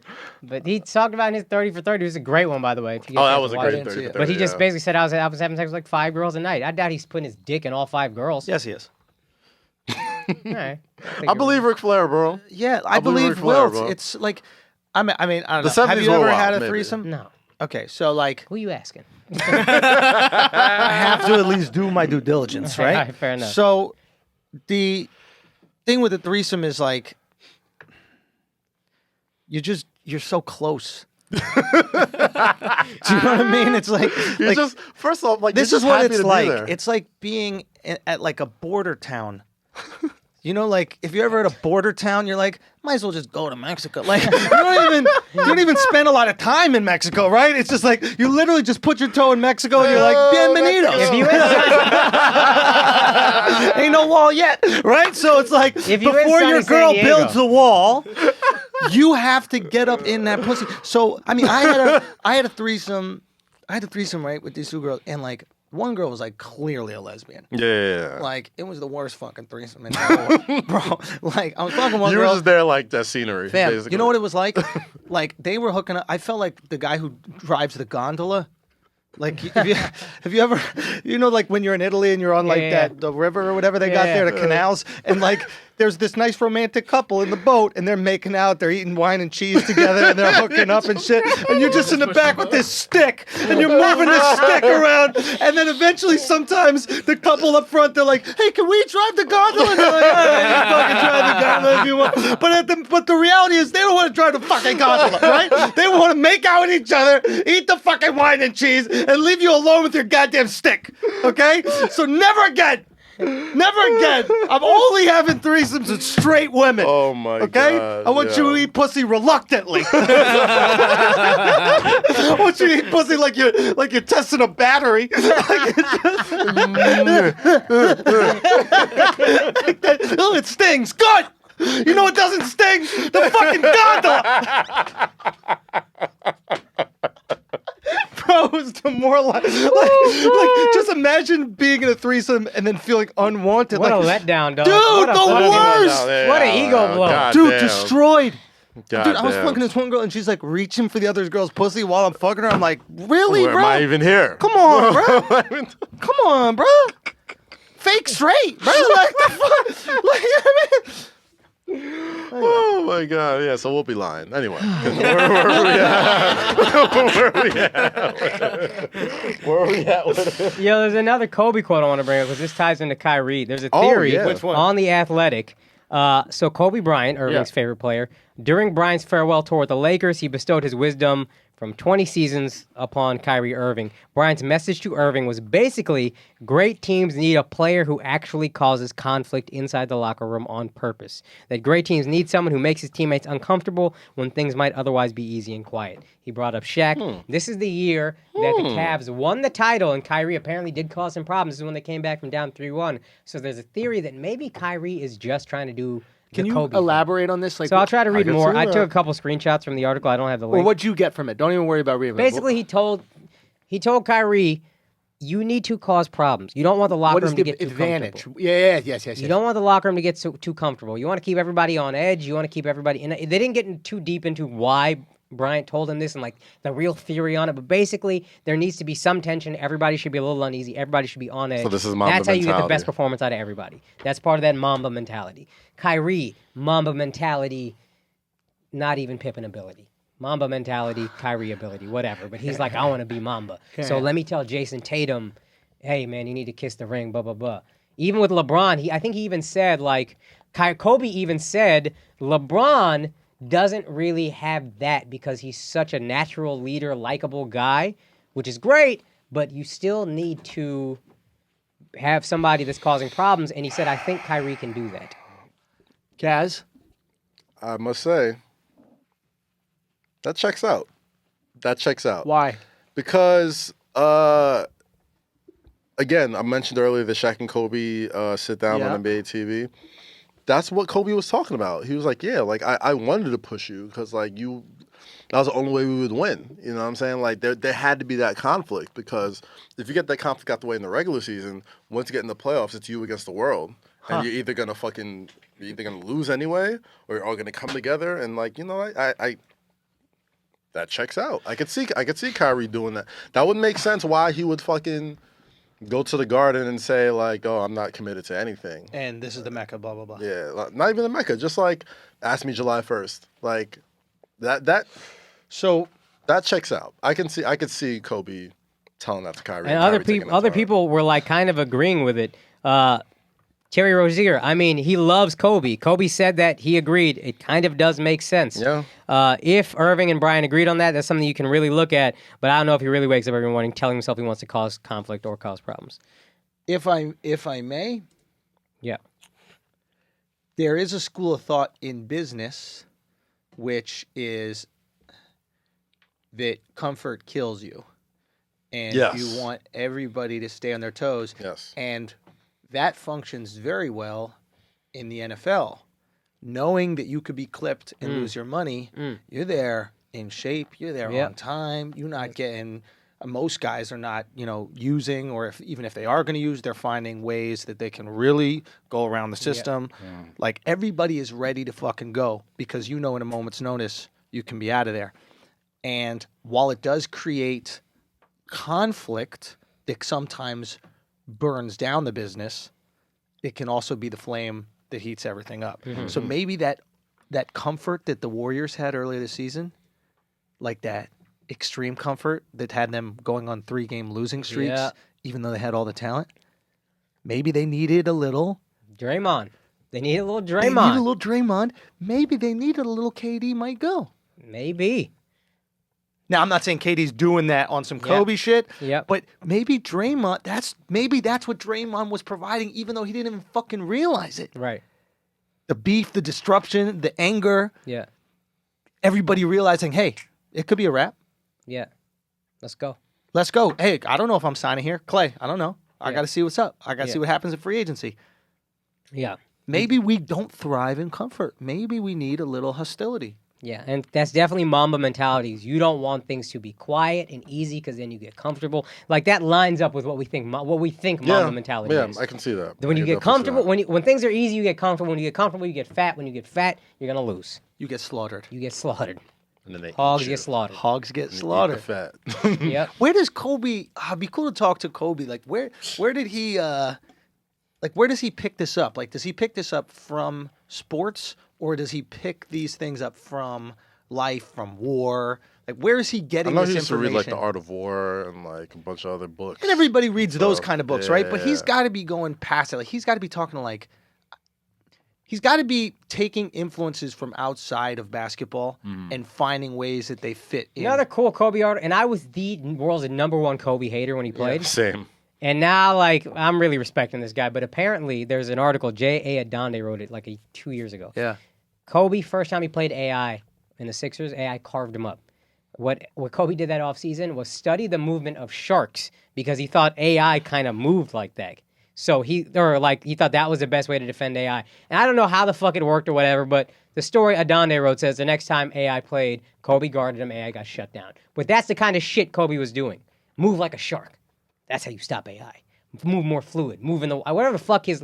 I don't know how he connected the two, Right. but that's the kind of shit he was doing apparently. Kobe has like some Bruce Lee in him. He You know man, what I'm saying? that's, Like, yeah. he has some like real fucking like. Anytime like I think of Kobe, I just think of him like standing on like a mountain with like a fucking geisha. You're on, right, just, dog. like- That's, yeah. and like all these young players going up to him like, Kobe, teach me. He might have more Phil in him than Michael did.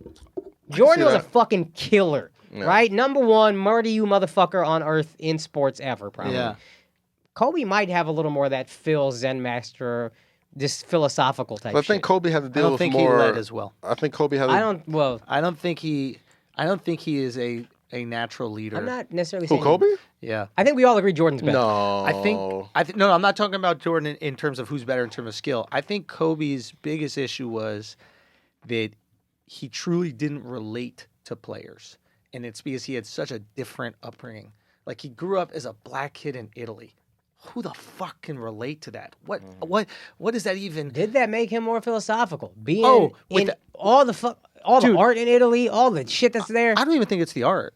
I think that he had to look inside. Also true. Right? It's Yeah. like you were forced at a young age to be with yourself and understand your feelings and process the world around you and all these different languages and different culture. Like you're really sitting there for a second and trying to figure out, hey, what makes me tick? Why do I feel this way? Etc. There's a little isolation. I've lived abroad. There's a little isolation when you're living abroad. So you have some time to think, right? And I think Kobe's biggest thing with American players specifically was he truly doesn't relate. Like, remember Shaq talking about when he first met Kobe? And he was like, and Shaq goes, bro, the guy got like a fucking 1400 on his SATs. Like, Yeah. that's Shaq going, I don't. He has a fucking dweeb. He's a Yeah, nerd. that's He's a he's a nerd. nerd. I Like can't- I don't get it, yeah. him. You know what I mean? Like he's reading all these books. He's doing. Maybe that's why he gets along with Phil.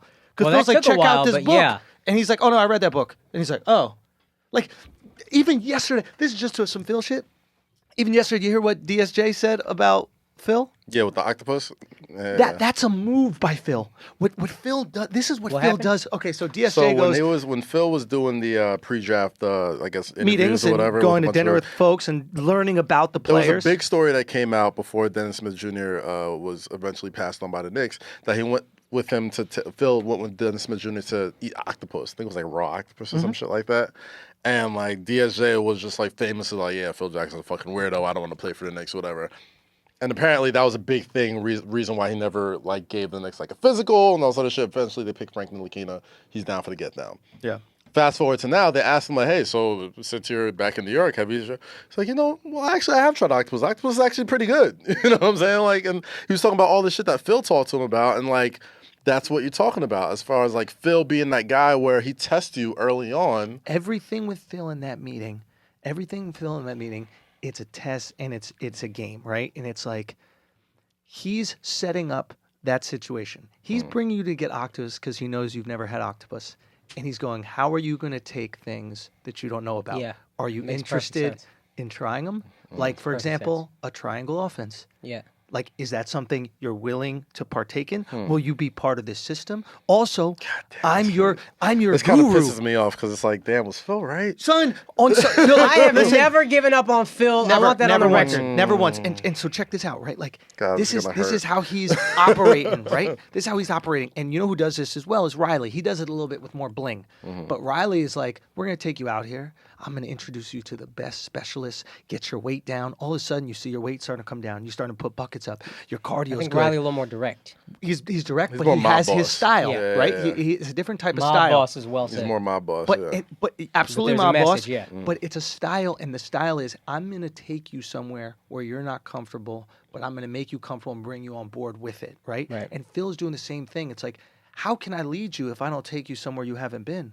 That's what a leader does. Yeah. And every like even when you hear the story about when I think Shaq came to Phil's that's a house bar, and he's fuck. like, hey, right? But like Shaq came to Phil's house in Montana, right? And he goes, hey, can you move that log off the thing? It's just he knows exactly what he's doing. It's a mind game. It's like, are you willing to do something for me if I ask you, even Right. if it's something you don't want to do? Right. Like for example, play 10 less minutes. Like Yeah. for example, give the ball to Kobe. Right. Are you willing Did to Shaq do it? sacrifice from? Absolutely. God damn. So it's like this is the next level. When they Fuck, talk that about like the motherfucker might have Zen, been right. oh, read this book. It ain't even about the book. It's about octopus. Like the real leader shit is deep ingrained. It's never about the actual task. It's about, are you willing to let me lead you? Exactly. I think the about books. the I puss. think the books still are about the books, but I think that's a degree. But octopus for sure. It's like going on It's like going on a job interview where you know every single thing matters.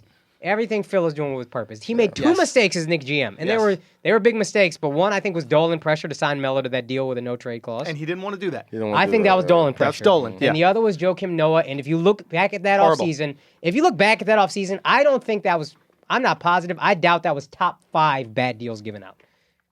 If Joakim Noah ends up, Nah, that was a pretty bad deal. it was bad. I'm not going to I'm pretty sure absolve him for Chandler that. Parsons was that same offseason. Yeah. But you- those are you gotta perfect examples understand. of guys who are injured, and if they weren't, especially Noah, if Noah comes back and he's 80% of what he was, It's a good deal. it's a good deal. Good deal. Everything and Chandler else he Parsons did- was coming off a career year that year, so it's like I understand why they paid him that. And No, the Mavs, who I've signed bad deals, were like, we're not giving this guy a max. No, 'Cause he's a he pillhead. always got hurt. Yeah. Always When you do got hurt. drugs with your boss, Yeah. he knows you do drugs. Yeah, Like for sure. Don't be that stupid. You're on the plane with Cuban I was doing never cocaine. sold on Parsons. When the Mavs signed him the first time, my brother was hype. I was like, what are you talking about? God damn. Again, I spend cap money a little less, which is why Derrick I'm Rose less had a good inclined year to that spend. year. Yeah, I'm Derrick less. Rose had a good year that year, man. It was just that he was a Knick. That is the one bad Phil move.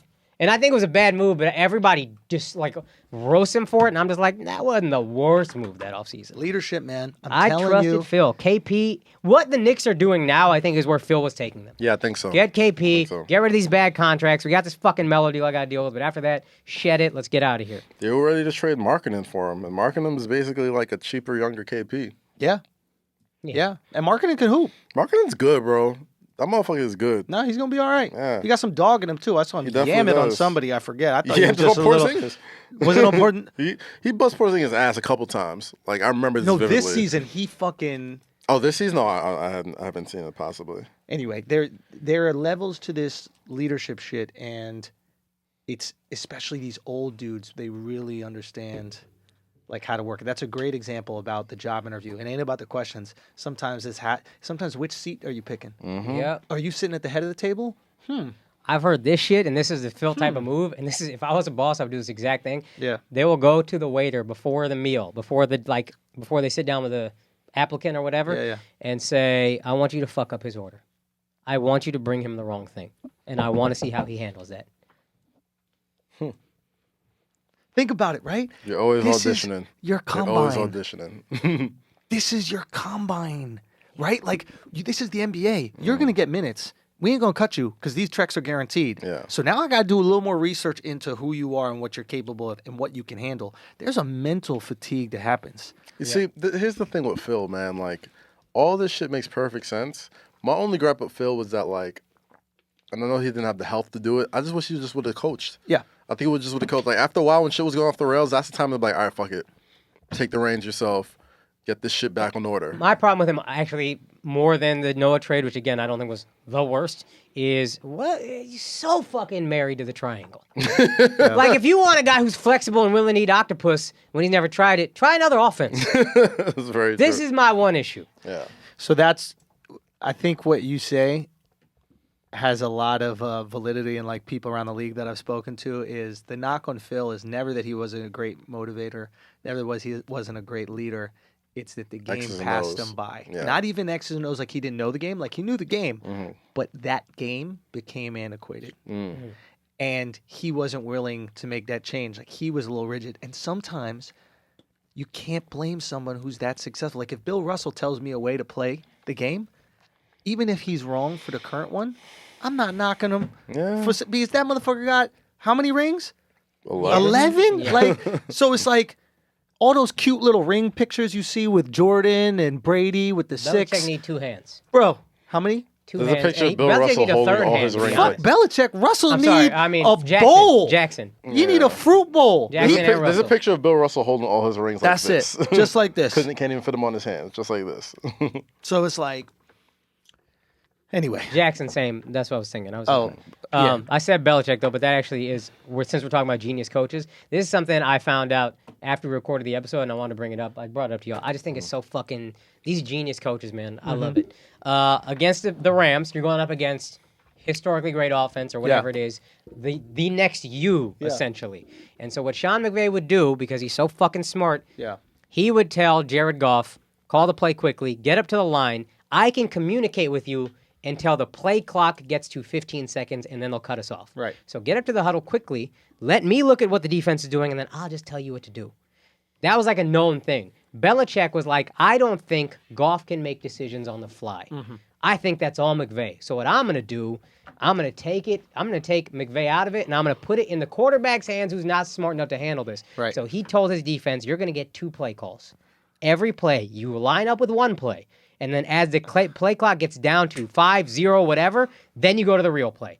Every look I give you is a decoy. And if you look, Jared Goff, if you watch Super Bowl, there's mad times he's looking around confused. He has no idea what the fuck is going on. Right. Because whatever McVay told him is now wrong, and then he has to try to figure it out on his own, and he's not smart enough to do it. And that's why this motherfucker is the greatest coach ever, maybe in any sport. And just to clarify, when you were saying play, there's a defensive play as well. Defensive play, defensive look. Right. And the way the chess match of the NFL is, and I think Peyton Manning started. Remember Peyton Manning? Back in the day, you just call a play. If you ever watch older NFL games before Peyton Manning, you just call a play.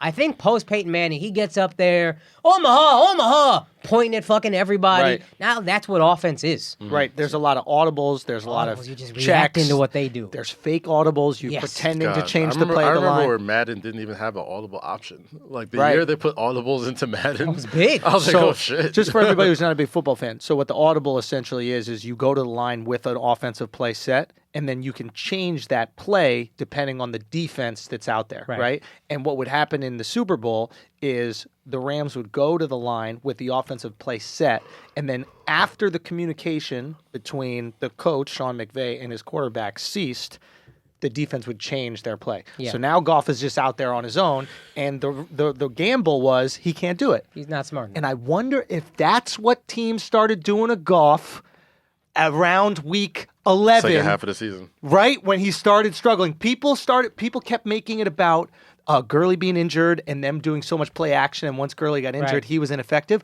I wonder if teams were like, nah, let's make Goff beat us. Maybe. Maybe. I want to give my credit to Belichick because I'm so romanticized by the story. Son, 'Cause other Goff was coaches, it's a trash. great coach move. Golf was trash his first year. Met McVay. Got better immediately. Was Yeah. on like a fringe MVP candidate. Yeah. They figured him out and he went right back to being trash again. Yeah. So it's like that's You know how Sean McVay is like a photographic memory? yeah. Yeah. That means he's going to remember this loss for the rest of his life. Dude, we should. My man got humbled. And apparently he's not the guy who feeds into the genius narrative. He's not like, apparently he's just like, nah, my players. Yeah. But that motherfucker, his first comments, he was just like, I got outcoached. Yeah, I got outcoached. he did. Flat out outcoached. Yo, the OG just was like, nah, buddy. You can tell by his face on the sideline. It was just wide eyed and just Demoralized, like, yeah. just looking like just deadness in his eyes. Like he was like, it's almost like when you're fucking. It was like when the Hulk got beat up by Thanos. And he was like, broken. holy shit! I, just I got wonder my if ass Belichick kicked. got up extra for this meeting for that reason. Like, sure y'all really did. think this motherfucker is the... You think I'm done this next? I'm sure he Nah, did. bro. Let's keep it 100. It wasn't that far off. Like, there is one play broken up in the end zone Yeah, true. from this being a tie game. Yeah, that's true. They would have had the lead if they got that play. Oh, At they that would time. have, I'm Yeah. saying at the end of the Yeah, game, right? Like, right. if we want to just talk about points, you have that missed field goal at the end of the game. Right. That's potentially makeable given the right circumstances. And now you're putting the pressure on the Patriots to Right. come from behind and tie up the game. That play being broken up totally shifts the way we look at Belichick and the way we look at McVay. True. And that should have been a throw that Goff hits. Yeah. Like, he threw it incredibly late. He threw a fucking duck. Yeah. And it was broken up. Great play. Also, something to be said for rattling a quarterback early. Like, Aikman goes on the ticket every week, and he talked about, like, all this audibling and shit, cool, but there's also a lot to be said for a quarterback getting in rhythm and offense getting in rhythm. If you can get in rhythm, hit a few big plays early, everything changes. Shit, look at your boy Brady. Pick. Yeah. Oh, First yeah. play, first time he threw the fucking ball. And then the rest of the game. Then the rest of the game, he started to get a little rhythm. That being said, when I was, doing my shit last episode where I said I could make every throw, I just want to point this out that people only denied I could make the one throw to Gronk. along the left. They said I can make every denying other throw. You can stand in the face of a defensive line trying to it's kill more you. than When did I defense. say that? I didn't I say said it. stand. I didn't say stand. So you I just said, think nobody there. You just I got you specifically got to hit a asked. receiver. can I throw the ball 7 yards? Yeah, we can all do that. Go. bro. Go. Like, so that's You baby goat. I'm big. You a lamb at least. Is that the sound it makes? Yeah. So it's like, That was so weird. I'm just saying, bro. I think that if in a lot of ways it's a knock against your boy Brainy because He's it's 41 not like he years didn't old, make bro. magnificent throws. Like, let's acknowledge he wasn't making magnificent throws. I think he had one great drive that entire game. That throw to that the two for me it was two amazing throws. No, I It mean was- just his drive, like from The last drive you're talking about where Sony Michel ends up running it in. That was a brilliant drive. And he had that beautiful throw to Gronk, who made a great catch. Right. that was the same drive. Oh, was it? That was the same and drive. Then, and then that was on the left side. Then they and handed it to Michelle. That's right. Right But after and then what about the play on the right side where Gronk ran the seam? It was kind of like almost like a fade, and there was I no remember that safety play. coverage. He kind of threw it over the top. I don't remember that play. Do you know what I'm talking about? Nah. I mean, Gronk- I'm taking your word for it. Whatever, but it doesn't Yeah. matter. But it's like, and that was another bit. Those would be the toughest passes for me to make. I think I'm being 100% serious right here, just because that's like I got to know exactly how fast Gronk can run and like. I had a friend tell me Yeah. I could do what Steph Curry does. And what he meant was I could hit a three-pointer. See, I can't do that. I'm not that good a shooter. But throwing is throwing. It's like any idiot can throw. Do you know what I mean? So it's like the tricky part is learning how fast Gronk can run. Well, If you I got had 4 4 seconds. quarters- You got three seconds, maybe 4 max to get that. Yeah, but I have that over and over again throughout the game. It's like he didn't do anything in And the you first can't, half. like- and you you give me a can't, like- whole half? And you can't fucking like bloop it over there. Like you got to get We there need to before get the this defense. going. We need to get a defensive lineman. Yeah. I'm starting to think that's more tricky. You gotta That's get the it on issue. It's line. all the fucking everything No, is I'm coming talking at about you. like me getting around an offensive lineman or me getting. Jesus. I mean, that's more tricky because So what I thought, like, what they would do Of for course me. you can make a wide open throw with no fucking coverage and nobody coming at you. Glad we agree. Yeah, we agree. Yeah, I don't know why you guys were making such a big deal of it. I thought that it was pretty clear my ability. That's fucking. I'm not doing no look passes like Mahomes. That's tricky. All right, fair enough. Do we want to talk about John Wall? What John Wall and Juju Kaz? What's going on with that? Oh man, I had some juice. Oh, for we didn't. Wall. Ooh, I hit also it. You got got juice it? for John Wall. That's What a did you that's hear? a fake. I heard the same. What did you hear? I heard the same. Say I have it. some people in DC. Talk to me. They basically said, He gay. no. They basically said Definitely not. John Wall just had a surprise baby recently. Ooh. And the result of that surprise baby, lady found out, pushed John Wall down the stairs in his home. And that's how he ruptured his Achilles. Surprise baby mean like his side chick got pregnant. Yeah. Like, not even pregnant. Like, the baby was just, like, I'm hanging out with Akaash one day, and he just comes up with a baby, like, yeah, I got a son now. like out of nowhere. Oh, she knew he was gonna ask for the scoop. Yeah. When they wait for that shit to come out. Oh. That's what I I what can't I hear. believe you're wrong these chicks, man. It is, dude, if I was worth $200 Wait, million, what did you hear? I'll tell you 1 second. But if I was worth $200 million, I would get a Vasectomy. vasectomy, Done. and I would get my sperm stored somewhere. Because you can do that, right? You can freeze your sperm or something. Probably, you can. yeah. Oh, Yeah. maybe. You can. You can donate your sperm because Yeah. I would just not donate it. I'd put it in Sperm bank? Donate yeah, that like shit to a a future fridge or bitch. something like that. Yeah, well, eventually it's going to be donated. You know what I mean? Like, dude, that's how I would do facials. If I was famous, I'd have Like, that shit in the fridge, and I'd just, there you go. I'd put you on it like Like you're a a priest. Zulu warrior. Ash Wednesday. Like she made her first kill. Here you go. This is your first body. You are now one with The the Father, animal. the Son, and the Andrew's ghost. But yeah, I heard that the injury was not. I didn't hear that. I don't believe for exactly. a second he casually fell down the stairs. Exactly. before That's Yeah, what I that heard. was- That's complete bullshit. I'm like, you mean an all-world pro athlete just fell down the stairs? Like, really? Like, Slipped and fell at home. Literally, you one of the fucking guys who kidding has me? the greatest balance on the planet. like, Just slipped are you and fell at home. fucking kidding me? God. Like, come on, dog. What is this, risky business? He's just in socks and a button down running Like, into his how living room. stupid. Hey, babe, look how I could slide. How stupid. Like, when you give the media that type of answer, you're just begging for people to be like, what the fuck really happened? Just dude? say your wife cut your Achilles while you were sleeping. That's way more believable. It's way more believable than, I'm a fucking all-world point guard with amazing balance and athleticism. I slipped and fell and tore my Achilles. What? Jesus Christ, my mom couldn't do that shit. Like, come on, dude. Slipped and fell. Literally slipped and fell in his home, ripping his Achilles out for a year. I'm falling downstairs more often than I like to admit. Same. I never tore I don't even know how that fucking happened. So slipped and fall is hard to tear your ACL, but again, the stairs thing is weird. Because what Kaz is saying, which could be potentially true, because I heard there's some like drama around it as well, is that she pushed him down the stairs. Yeah. But how does that tear your ACL? I thought in order to tear the ACL, it needs to be a movement where you're pushing off of it. I mean, what I'm assuming happened, and he fell down one, tried to probably catch his balance, like something like that. Yeah, trying to grab his balance or some shit. Legs still up there. Oh shit! Fuck! Rip. Something. Then he falls down the stairs.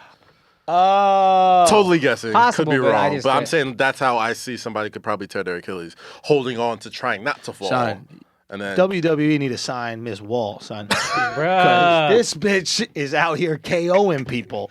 Max contract. Who says it's Mrs. Nunez. Wall, bro? Oh. Who says it's Miss Wall, bro? That's You just think the some- other shorty? I just think it's just some lady. Oh, it's just his girlfriend is upset? I mean, who knows? Who knows? I don't know anything. Wait, does he have a girl? I don't know. He has a kid that's on his he Instagram. just had a kid. In Fam, December, if you thought John Wall had a He drinking just had a problem kid in before, December. He did? I'll tell you right now. that was the... God. That's what you heard? no, everybody knows. Everybody likes knows to party. he parties a lot. That's the word on the street. What did you hear? I have a lot of friends that work at the DC night scene, the Chocolate City night scene. Yes. So Yep, they just had a baby boy December 18th. So damn. my buddy, I don't know how maybe I can say Patreon keep this around us, but so a guy I know just from like circles used to be his point person, and every team has a guy that looks after You got all the secrets. exactly, and know where the body is buried, Facts. skeletons, all that. like type real, of shit. like there was Like, somebody for legit. Ray Caruth, Yeah. and he knows exactly what happened. Do you know what I mean? Like there's some real shit out here. So he was John's guy when he was there, and John wasn't in trouble when he was there. Oh no! That's all I'm saying. He ain't there anymore, but whoever they got looking after John now Ain't doing his job. ain't doing his job. And sometimes you get a dude who's too much like the homie with the players. They're too intoxicated by just being around them Yeah. that you let them do whatever. That's one of the most important positions Son, it's in sports. crucial, especially when you got a guy like John who likes to party. I was thinking about this with the Mavs. Poor Yeah. guy, man. The Mavs, they like put a lot of faith in their medical staff, and that's what they're selling Kristaps on. Like, we Right. got one of the best medical staffs in the world. If you're an NBA team, especially with guaranteed contracts, I would put so much fucking money into that, and after hearing your story, into the motherfucker to keep my guys out of trouble. The handler. I need the best of the best. Medical staff for when my assets get injured, 'cause that's what they are to these people, as assets, and motherfucking handlers. And we know one of the handlers. I do? Yeah. All right, word. We know Dirk's handler. Oh, I did not know that. Yeah, we're going to have him on the podcast one of these days. Word, word, word, But, word. And he just signed a Supermax, right? Yeah. God damn. I think the next 4 years is like between 35 and like the last 2 years like 45. oh, this is the mil. best time to tear your Achilles. God damn. How beautiful is the NBA, bro? Like, If this is the NFL, that dude would be fucking screwed. Dude. But he's like, wow. He's like, I tore my Achilles. But Oh, I also you tore it. Exactly what you did. my thought the reason they said stairs was because they have these clauses in their contract where if you tear your ACL doing some dumb shit, your Achilles doing Void some your dumb contract. shit, it voids your contract. So I thought he was doing something else, fucking like in what's that, Ballers, the guy was playing paintball and tore his Achilles. Or motorcycle. Motorcycle, something, some other shit that would void your contract. So you're like, oh, it fell down the stairs. Yeah. So what Kaz is So the going to thing tell is, us what I right now heard- is what the rumor was about Markel Fultz. Because Shorty. Yeah. I mean, in addition to the wall shit. Like, No, to, what was to- Markel Fultz's shoulder industry? Motorcycle. Oh, You brought something to the Did I podcast. bring it Yeah. up? Oh, I thought it was a quad, right? It was on the four So wheelers. he's in Vegas. Yep. Apparently, in between- they're in the from the end of summer league to the beginning of the NBA season, something just was off about him. Like if you watch him in the summer league, he looked just like the great fucking prospect player he he looked was. in high school and college or whatever. He got his ankle injury. I was there. got a when he- little, got a little ankle roll, rolled an but I ankle, mean, whatever. He was looking fine. If you ask certain people, He was out there with them quads in the desert, having fun, being a young, super about to be millionaire. Bing, bang, boom. Shoulders done. Now, I would rather, if I'm his agent and if I'm him, say, I have some congenital disease. Yeah. Yeah. Like, And that's now, and, like and you're that saying, you disease can't take dude's Yeah. money. Yeah. But that's if like they the find out you're out there on a quad, or if they find out John Wall was on a motorcycle, if they find out he was on a fucking jet ski, who doesn't matter what it is, Yeah. they find it out. You void how many million do you say a year? God damn, 200 and something million. And for the please next... believe they gonna be researching. Oh, for please sure. believe they looking For through all the sure. footage. Because they don't even get an injury exception for him. They don't get an injury exception for him, so the Wizards are fucked. We'll believe the gay dude from Empire story. We're not gonna believe John Wall.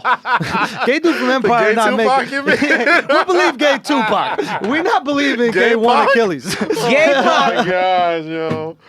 Oh man, talk about I was going out for Subway in Chicago. Really, Tupac. We'll talk. Tupac. Yo. Can we talk about this You know, shit? can we? Yeah, Can let's we? talk. We were Notice gonna how talk everything about got last real. time. Things got real quiet about that recently, bro. Fam, that shit ain't happen, yo. Come on, Let me tell y'all something. This is how I knew this shit didn't happen. This is the story that came out. And if y'all wondering, there is a the gay guy on Jussie Empire. Smollett His name from Empire. is Jussie. I know very little about the Smollett. I'll story. tell you the Yeah. story basically. So the gay dude on Empire, obviously you know Empire, the show on Yeah, I know Fox, of it, right? yeah. And basically, he said that he was the victim of a hate crime in Chicago. He said a couple dudes came up to him and they Wearing said, MAGA hats. Well, yeah, they said, "Hey, you're the F word, N word from Empire," and they go, "This is MAGA country," and they beat him up. Now, First red flag. Now, that was I immediately knew it was a fake story because Wait, you know what's fishy to me? Let me Go just say ahead. it. So I immediately knew it was a fake story because what racist, homophobe Trump supporter is religiously watching Empire? That's He's not okay. even the Every main character. Wednesday. Like, if it was Taraji P. Henson So and you know Terrence the Howard, I'm fringe like, gay guy? Like that's how much you hate gay black people. You're searching all the shows with them and be like, "Oh, we gonna remind them. You gonna know it's MAGA country today." Fringy gay guys are a very funny term. Come on, Fringe son. gay guy. Son, Fringe gay I guy. just found out that there was a gay guy on Empire. Yo, on top of that, I had seen that much. I had known that much. on top of that, he was out going to get Subway in the middle of the day. You a gay dude that in you Chicago. You got footlongs whenever you need. You don't even go no fucking Subway. You got access to footlongs whenever you want. Fuck yo, and I Gay felt black terrible dude? because Come on. as soon as I heard it, I was like, "Damn, that's fucked up." You know what I mean? Like Yeah. that, you beating people up because that's fucked up. That's fucking wrong. Fuck these MAGA motherfuckers, man. Yeah. That's how I And reacted initially. That's exactly how I reacted. think we Then I all started reacted that way, Then I yeah. started hearing more about the story. I'm like, Come on, fam. who? What? Come on, fam. What television actor, however famous you want, has never heard of Postmates? Never heard of Seamless? Never heard of Uber Eats?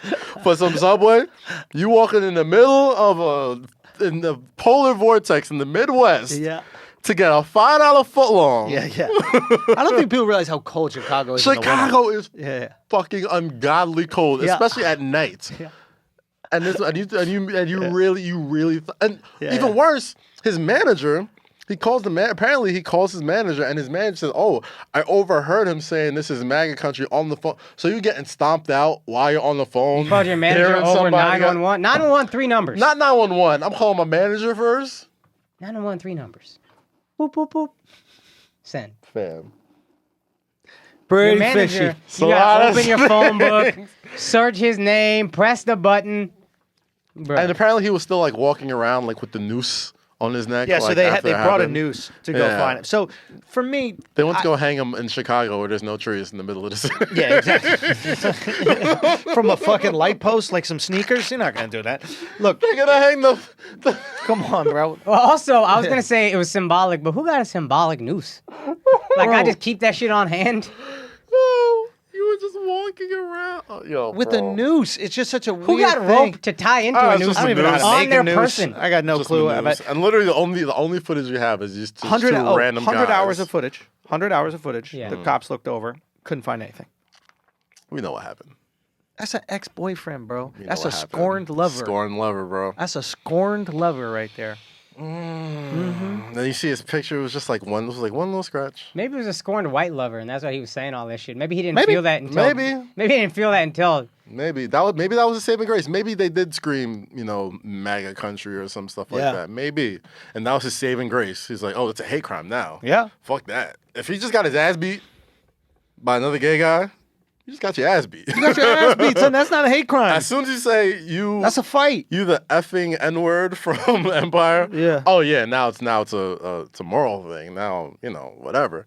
And then he got on and performed. I know he sung, but apparently he got on stage and he was yeah, thank you for all the support, whatever. And not only that, but I fought the fuck back. I'm like the gay Tupac. Was his said that on stage. On stage, and that was when that's when it was stamped. I was like, hilarious. Opportunity. This is a phony story, bro. And now it's quiet, right? Like it's super quiet. Because that's the thing with these stories, right? It's nobody no wants to talk. Nobody wants to talk about. It's no different than like a domestic violence situation. Like it's an accusation, gets all the headlines, and then when it finds out that nothing happened, nobody promotes that story. That bitch said Chris Brown raped her, right? Mm-hmm. All of the news. Oh my God, Chris Brown's out again. And then when she dropped the charges, do we see any tweets about that? Not a peep. Do we see TMZ talking about that? Dude from the Redskins. What happened with this? Do you remember the dude from the Redskins that they signed that used to be on the Niners? And they're like, oh my God, how are you going to sign this guy? Yeah. Yada, yada, yada. Yeah. As soon as it comes out, that it's the third time this person accused this dude of trying to do something. It was the third time. Same girl. No, I think it was the same girl. Yeah. Right. Third time it was wrong. Yeah. Not a peep. Son, if you accuse me the third time, I gotta beat you up. Because son, it's like, come on, yo. Because everybody, like, understand. They already think I beat women up. Bitch made 3 wishes. I'm a grant one of them. I mean, understand. To act like there aren't people out there that aren't trying to take advantage of the current climate of celebrity. Of course they are. And domestic violence, and it's fucking it up for people who are actually going through that type of shit. Yeah, that's what really pisses me off, because there's people who they don't give a fuck, bro. They're trying to get on the come up, and I think like Remy said this on Joe Budden shit. Yeah, I saw that. Yeah, and she was like, yeah, all right, so you're gonna sue the bitch. She's broke. You're not gonna get nothing. What don't matter. You're not gonna get shit. The most he can do is wear a shirt that says "This bitch lying." Yeah, like. What the fuck are you gonna do, bro? Like, and nobody wants to feel bad. Not feel bad. What if the rule was, if you accuse somebody of domestic violence and it turns out that he didn't do it, he could have someone beat you up? like, you gotta roll the dice on this shit, bitch. You really roll the Did dice? I hit you? Because I'm gonna get a girl to hit you if I win. I ain't gonna do it, but you know the cause. Eye for an eye, bitch. Call Ronda Rousey up, like, that's Ronda's new thing. Call that fat bitch. Where the heifer? I got this heifer out here. This heifer gonna handle you. It's Hammurabi's coat. She's a nice woman. You got Moo You can be nice and be a heifer? You gotta be a mean heifer? Yes. For real? I think that's in the description. I thought heifer is just a cow. She just just a female cow. Heifer's a female cow. Well, cows are female. No, yeah, heifer is. Bulls are male. Bulls are male. Yeah. What is it? No, yeah. I just found out about that shit. I didn't know. I thought bull was a whole different animal.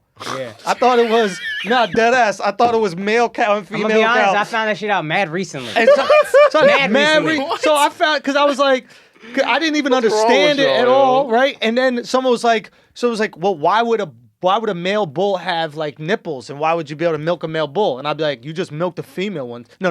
Why would a male cow be able to milk? And I'm like, obviously you don't milk the male cows, you just milk the female ones. Turns out, completely different animal. I thought the exact same shit. It's really wild how I thought the exact same shit. Yeah. Yeah, you don't. The males give you the fucking sperm to make the calves. I don't know. Bulls. Who knew? It's fucking hilarious. But yeah, there really has to be something to be done with like people who just my fault. No, on your lip. Oh, it's on my lip. You're good. All right, sorry. There really has to be something done with like these people who just like falsely accuse. What happened with Antonio Brown? Antonio Brown. Apparently, there was a domestic dispute. And here is. Tinfoil hat cast. Tinfoil hat's coming on right now, but yo. A domestic dispute happened at Antonio Brown's house. Wasn't arrested. Nothing happened. Right. Apparently, cops were just called, and they do a little investigation, but like nobody pressed charges, nobody got arrested, nobody did nothing. Right. Seems pretty convenient. This kind of happened when the Steelers are trying to move. Ooh. Seems like anytime these star players are trying to get moved, These Turns out franchises, they beat I their don't limit. know. All of a sudden, there's something about wanting to be traded that makes me say, "Hey, let me go beat up Miko had someone." talked about this. Real Yeah. quick, who would do it? Are you tinfoil hatting that? Pittsburgh. Now, what would the advantage of? Yeah. What would be the advantage of? I would say the other teams would do it to lower his. Drive down the value. Right. But then you okay, Not so maybe it Pittsburgh, right? was. Pittsburgh- right on the trade price. But then you are the team that trades for the dude who's accused of domestic violence. And in this day and age, nobody wants that. But you would trade for the dude accused, but it turns out everything was fine if you get him at a lower clip. Because your boy Yeah. Kareem Hunt is back. Yeah, but he again walked the company line. If AB owns There was it, video. and There was goes video. through his. There's no video. It was an alleged thing that didn't happen. All parties are fine. He's cool. Miko talked about this. Well, I guess what I'm saying is it must be the other teams that are Yeah, it involved can't in be the trades. Steelers because you're just getting Could less. be. You already Could paid the be. man. But So it's you- definitely a higher up. I What think what I are they went in? through What this. division are they in? They're in the AFC East. North. Now, Oh, no, AFC North. if my you're in the fault. AFC North, right, Yeah. and you know you got to deal with a very good team, and it's the offseason, there's nothing that you can do to improve your team, but you can lower the value of another team or lower their ability at least. Would you release the story? Why not? Baker Mayfield leaked this story his damn self. I can see that. Pittsburgh Steeler steals on his girl. Or whatever that term is. What is it? Stole on? Stole on. Stole on. Gotta get Steeler gets stolen. Steeler gets stole on. Oh boy. Oh my gosh, but yeah, I mean, who knows, man? I'm literally, I'm sorry, like, I'm literally at the point where I'm just like, nah, never mind, I'm not gonna go there. No, you know what? I'm not gonna go there. If you don't want to go there, maybe this will drag it out of you because we're staying on outrage. This is a Patreon topic. Blackface. The Virginia governor. Dude, everyone in Virginia? The Attorney General, too. I didn't know that. Dude, That's so what's funny. happening in Virginia right now is Game of Thrones. So the Virginia governor, they have a picture of him, I guess, in blackface back in the day, right? Yeah.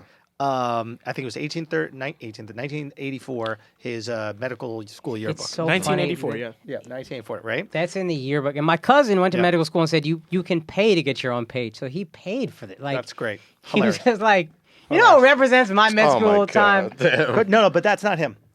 That it turns out that image isn't him. Oh, yeah? Yeah. Oh. So there's there was this image and they thought that it was him, but it's not. He actually was in a Michael Jackson costume and he said that he tanned his face to be in the costume, which is stupid because if there's one black guy that you wouldn't use blackface Don't face for. need Not blackface 84 though. If you're 84, going- Mike was still black. As Wesley Very Snipes, true. maybe you use some blackface to really like authenticate the outfit. You know what I mean? But like Michael Jackson, you can put the glove, right? You can you put the talking fucking 91 Thriller. Mike. This 84 Mike. This Thriller Mike.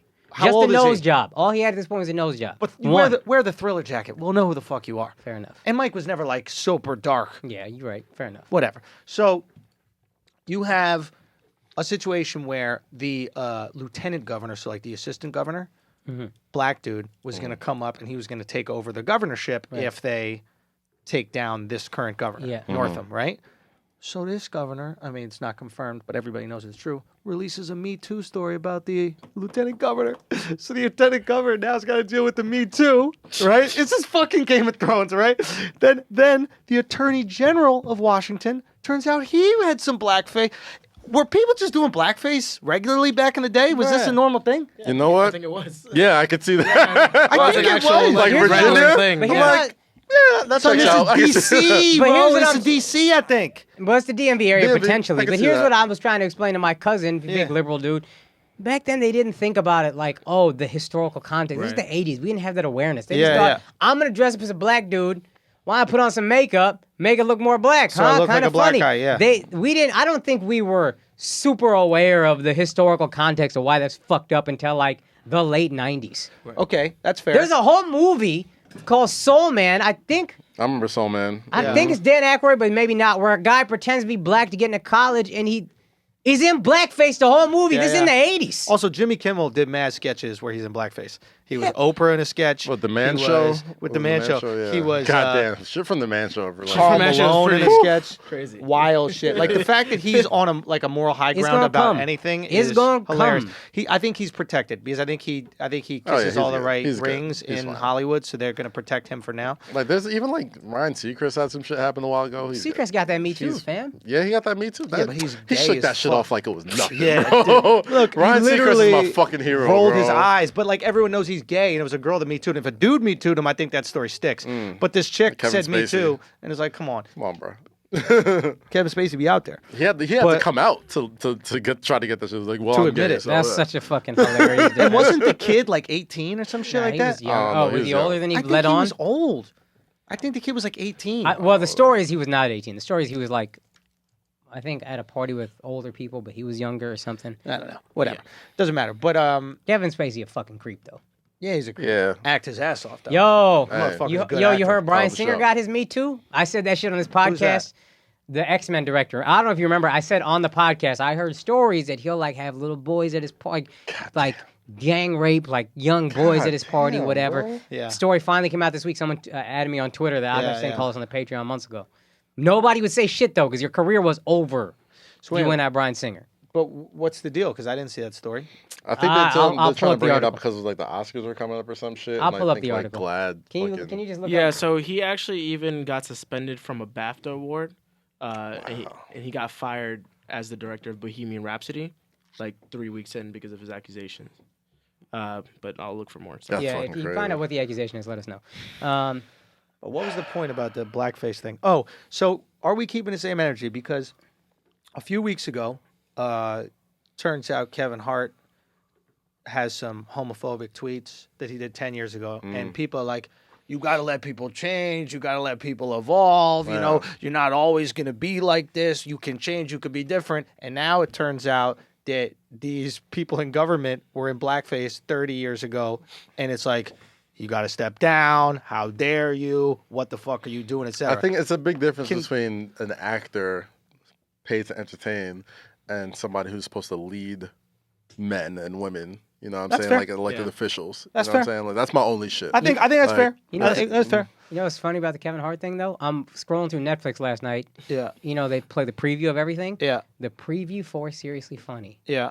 is the gay joke. You gotta nip that shit in the... That's, I think, what fucked Kevin Hart. Is some damn. gay dude scrolling down and not even being triggered, just being like, I'm gonna remember this. I'm gonna wait till he got something that he loves, and then I'm gonna take it from him. Because if anybody looks up Kevin Hart Seriously Funny, just keep your Netflix thing on it. Don't click it. Yeah, yeah. Keep it on there, and they'll just start playing. But you know that's The mo- curated to you specifically. Very us. So that means your Netflix has been listening to the way that you talk because to your you girl. watched. Because it's on some shit where they listen to everything going wrong Nip around in your that gay house. shit in the bud, fam. Absolutely, bro. This will get them to watch. Give me that homophobic shit. But real talk, that's what, if you notice Netflix, right? Yeah. This is how genius they are. They look at all the movies that you've watched, and then they curate the thumbnail for the movie based on the past thing Yeah. you've watched. So if you've watched tons of, what's the guy from X-Men, Wolverine? Bryan Singer. Hugh Jackman. Hugh Jackman. If you watch tons of Hugh Jackman movies, right? When you see the movie that comes up for Logan, Yeah, his face will be on it. right. But if you don't watch any Hugh Jackman movies, and let's say you've only watched, who's somebody else in that movie? Patrick Stewart, the little white girl. Yeah, Patrick. Let's say you only watch Patrick Stewart stuff. Patrick Patrick Stewart Stewart pop will up. come Star up. Trek. Isn't that Yeah. crazy? That's very Let- true because I watch That's if you genius. watch fucking anything on Netflix, and like you see Black Panther, like anytime Black Panther comes up, Michael B. Jordan pops up. Like I've never seen Chadwick Boseman That's true. on my shit I because think I get the I bitch. watch mad Bigger movies draw. that Michael B. Jordan is, and he's kind of And bigger draw. and you might get the girl because your girl is probably watching movies with a strong female lead. Yeah. And She'd be on my Netflix sometimes. We had to make her own profile because I got an email saying I might be interested in Step Up 2, and I was like, bitch, that's enough. That's enough. No, but I'm interested. Do me a favor, patrons, if you guys get a chance, go to Seriously Funny and just see if that clip pops up. Because Yeah. if that's just the clip they chose, yeah. I mean, they fucked this dude. To- Also, yeah. Netflix To got a great backtrack sense of even more, so Bryan Singer was allegedly sleeping with a 14-year-old and a 12-year-old boy. God damn. Yeah.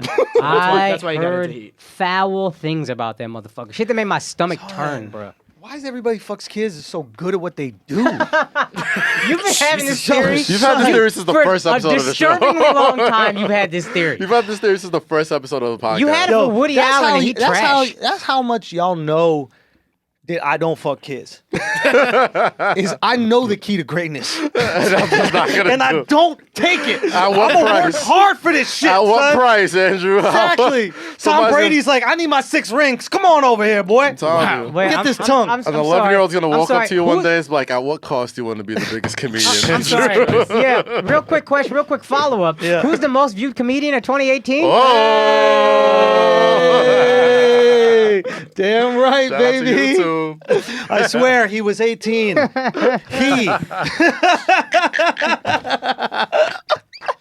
Wait, you wouldn't tickle an 18-year-old's booty hole for?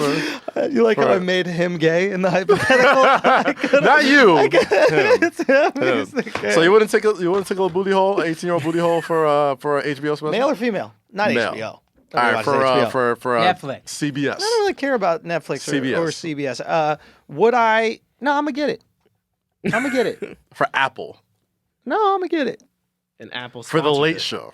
No, The I don't Late care. Show. I don't care. I don't care about No, any- but they want you to anything be TV. flagrant. They want you to be you on CBS. We're taking this new direction. Honestly, I got everything I need. Another I mentioned this off air, but another documentary that Would we I should do it watch. for somebody else? Like, would I do it to like?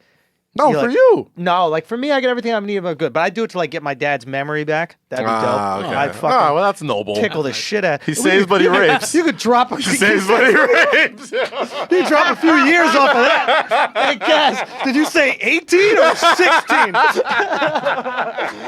my god. Come here, young man. Let me help you with that algebra. No, I mean, but what I'm gonna if- show what you if- how to divide your butt cheeks. Jesus Christ. We're me keeping insert it the loose one. today, baby. Patreon up in this bitch. Oh, it feels so Oh, good. I'll tell you, I don't forget to carry the one. That's for damn sure. Oh I man. needed this. God. I Yo. fucking needed this. Yo, this is a great ep. So I was saying, like, what if they offered you a show? Like, I watched this Hulu documentary this week, and I mentioned it before, but it's a different one. It's called Too Funny to Fail with Dana Carvey, and it was about the Dana Carvey show that came out on Saturday Night Live, and it had like this all-star fucking writing team of like Steve Carell. Yeah, and, it was and, on like NBC primetime. Yeah, no, it was on ABC. It was right after Home Improvement. And I think real quick, I think they were thinking they had Saturday Night Live rules where it's Yes. Saturday at midnight. Yeah. Now you're ABC primetime, very different set of rules, Yes, right? yeah. And it had Stephen Colbert, Steve Carell, Robert Smigel, a bunch of super Heavy funny hitters. heavy hitters Gotcha. that became heavy hitters, whatever. And then it was basically like Flagrant 2 in prime time. Like Oh, they They just were went wild. for it? they were wild. And it was like, if you go and watch this documentary, I'm like, yo, this shit was so ahead of its time. It was fucked. And it came out right after Home Improvement. So they thought they were getting like fucking church lady Dana They thought they were Carvey getting show on because Saturday Night Dana Live. Carvey was big for his George Bush impression. Yes. He was Garth in a PG-13. The first Wayne episode and is him Garth. breastfeeding right. a bunch of puppies. That's Bill Clinton. Like it's a great fucking documentary, dog. Like, and if they would offer you this type of show to just be like super fucking flagrant on Right. broadcast television, you wouldn't tickle an 18-year-old booty. He's 18, bro. He's 18. He's on He's age, tickling. bro. You don't even got to insert. You, You just just play tickle with the the rim booty, a little bro. bit. Oh, I would do that Well, to any of you You guys do it just for fun. No. That would have to be something legal. But like, I'll be honest with you, I have everything I want now. I'm just like growing what I have. Yeah. So you wouldn't even have to give me the show. It would just be like, hey, can we grow this? And we're gonna grow. I'm telling you, man, I'm in a good place right now. And I'm excited to make it grow because that's on some real shit. Like that's what I realize I enjoy. Yeah. Expansion, not It's- addition. Yeah, it's like I don't enjoy the snap and then you have it. I enjoy taking what we've had. That's kind of where I'm at with it right now. Like after Yeah. the WWE run, I was like, I'm kind of tired of like having to like bend over, like for lack of a better term, Yeah. for the Get big check. tickled. Yeah, for the big check. And Yeah. it's like this You wanna is- do some tickling. This feels good. Like this feel like Dude, like when being you around grow shit. Yeah. something, like everybody who's always been on the top will always say the journey's the most fun part. Yeah. I'm just lucky enough to realize during the journey, I love the journey. And you're fortunate to have a mom who told you that all the time because she went through it. Yeah, my mom was clowning me last night, bro. I was mad depressed, so I went to like my parents' house. I was just feeling mad low. I was just trying to like hang out with them, get a little love. My mom was like, "I don't think I like your mustache. And I thought I misheard her. And I was like, wait, I'm sorry. Did you say you like my mustache? And she goes, no, you look much better without your mustache. Yeah, your face is just totally just different. And I'm already, dude, usually I don't care about getting like roasted or anything like that, but I was so fucking depressed. And moms know how to do it too. Oh. Getting you while you're down. Immigrant moms, dog. I don't give a fuck. Holy they'll shit, man. cut your I was ass. so Yeah. like devoid of like any confidence or self-esteem, and then just going to the place where I was like, let me go get. And granted, my mom didn't know that I was just feeling so fucking low, but it was what it was. It was I think it was like a couple of things. I think I just drank too much of Miami, and I think that like kind of pushes me down. But like, dude, I was fucking what? No, I was turning this, and it was Don't my touch it. bad.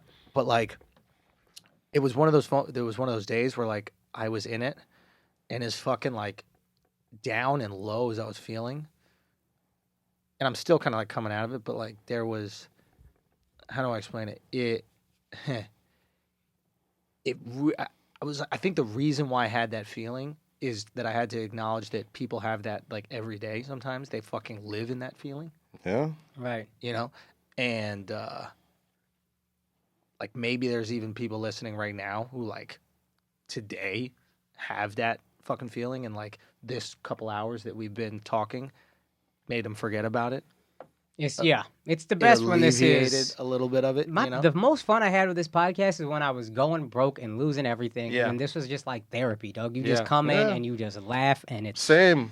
Like I feel like I left BR, and on that like period between BR and WWE was when I was having the most. I mean, I'm still having the blast now. Yeah. But like that was when you have like just you and your boys, and you could forget it for 2 hours and just fucking talk shit and have fun and laugh. Like it's awesome. It's awesome, Yeah. man. We're very fortunate that like this is like now just Word. not just fun. It's self-sustaining as well. And like, you can, Dude, no, it's so true, man. rock out with this. And I'll be, it's weird, like in the lowest time to like feel gratitude, but it really did help me. I was at the Cellar too, and I was just kind of like hanging out with some comics, and we were just talking about, you know, the shift of, you know, social media and how it's playing, and there was just some comics asking me for like, you know, just a little advice and that kind of things, and I think I understood how Alcoholics Anonymous works, I can see that. where like apparently what keeps you sober is not you going to the meetings only, it's someone relying on you for their sobriety.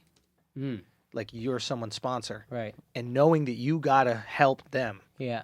And like it was weird, I was in this place where I was like really low, I was like devoid of anything, Right. and I found something to give, and by like just giving to some people, I felt fucking better. Feel better. It seems like the least, like even feeling like down or something like that, I just want to like kind of take, I wanna, like get in attention or get laughs or fill myself Yeah, it's with whatever. counterintuitive, but It is, but like if there's any way to fucking give, it actually like elevated my mood. I was so fucking grateful that like I had this community of like comics that I could just go and fucking talk to, and maybe understood what that felt like. And anyway, it was weird to be in like a really low state and feel immense gratitude or find the gratitude. Well, you're fortunate, man, because a lot of people Very don't get to lucky, do man. that. A lot Very of people don't get to fucking do that, lucky. bro. A lot of people just stay. Like Just it's stay real. there, yeah. It's real easy to stay in that fucking.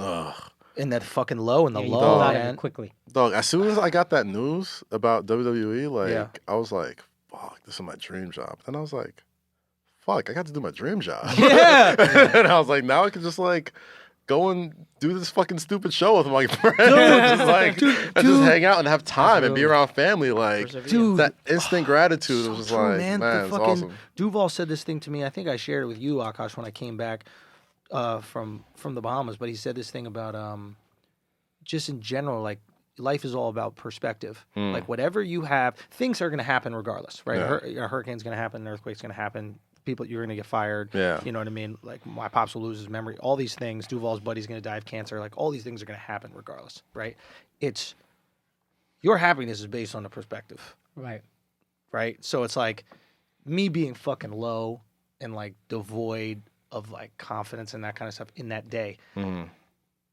I sat in it for a while, I was fucking bummed, I was annoyed, I was pissed off, whatever. But then I was like, okay, what is the perspective that I can choose to have on this? You know what I mean? Yeah. If Duval can look at cancer as a blessing, Right. because it gave his friend time to say goodbyes that most people don't have. It gave his friend time to live his life to the best of his life, before he went away. If he can find a way to see that as a blessing, I was like, I can see this fucking one little rough day.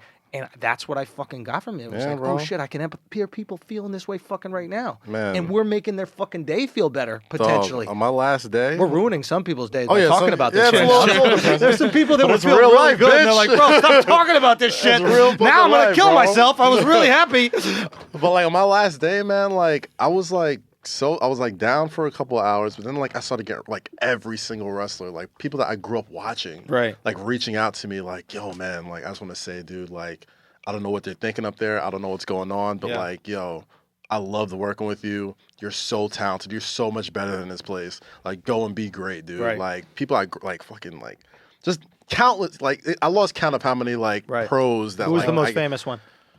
God, I mean, fuck the entire New Day. You know what I mean? Biggie, Kofi Kingston, Xavier Woods, like those guys are fucking superstars. Like Kathy Kelly, Charlie Caruso, EC3, Rockstar Spud, fucking Mark Henry, Titus. Sounds like an and one team. Oh, Fucking I crew of these mean, people. goddamn, Shelton Benjamin. I know Mark Henry from Dallas. Fuck, who else? Like I lost count, man. Like the fuck, Bobby Lashley, Leo Rush. All right, we get it. A ton of people reached out and were like super supportive and super grateful that I even came there. Like and when you're feeling low, like certain moments like that you can find the gratitude and find like the wow, like this is your life now. You made these lifelong friends and these lifelong experiences. Like shit's gonna happen in life. No one's immune from that shit. Like you don't give a fuck. I don't give a fuck how successful you are, how popping you are, how much money you got, how much Only bitches thing you got. you got in control Is how you respond. and the perspective. And I swear to God, man, and don't get me wrong, we all do that thing where we sit in it, and sometimes it can be days, and it's just part of it. That's just a human way to do it. But the quicker you can find the perspective in what that thing teaches and find the positive perspective in it, and even the worst fucking thing, the quicker you can flip. At least for me, the quicker you can flip yourself out of it. And I just say that to anybody even listening right now that might have that fucking low day that I was having the other day, is like there is some kind of lesson that you can learn here. Maybe it helps you empathize with your fucking dad who's been depressed or your girlfriend, whatever the fuck it is. Maybe there's some positive takeaway from this shit. You know what I mean? And maybe today is the day you murder yourself. No, I'm joking. Please don't kill yourself after listening to this podcast. Don't do that shit. Don't do that. Please don't. Don't do that shit. Don't do that shit. Don't do that. But there is a positive perspective that I promise you comes from this, and it's up to you to choose whether you want to take that or not. It's really, literally up to you. Life happens no matter what. We cannot change it. It's the perspective you choose that does it. So that being said, you want to talk about some Patreon things? Yeah. Let's do it. All right, you guys want to start with 21 Savage? Peter B, I believe is what I have written down. Okay, Peter L. He wanted us to talk about 21 Savage. Let me make sure I got his name right. And then while y'all do want to talk about this while I piss. 21 Savage shit is kind of fucked up. Go, because I got to pee too. Okay. I don't know nothing about There's something super fishy about the whole thing. If you guys aren't aware, 21 Savage is a rapper. English rapper. English. Very prominent Which is English rapper. legitimately the only funny part about that is that like the memes that came out So good. about like him being like they like dubbed him over like the men's not hot guy. Bro. Like, all that shit. Bro, Which I thought so was fucking hilarious. Good. But it's How kind he of, writes his rhymes with the quill, like the fucking red coats.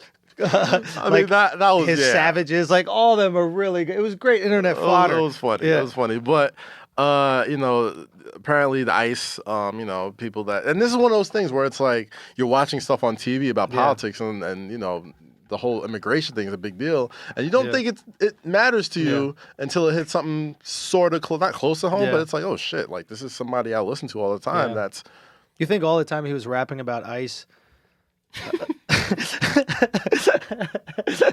They were listening like, oh, we coming. You definitely got some ice. but that's the thing. ICE like You gonna be frozen, Mr. Savage.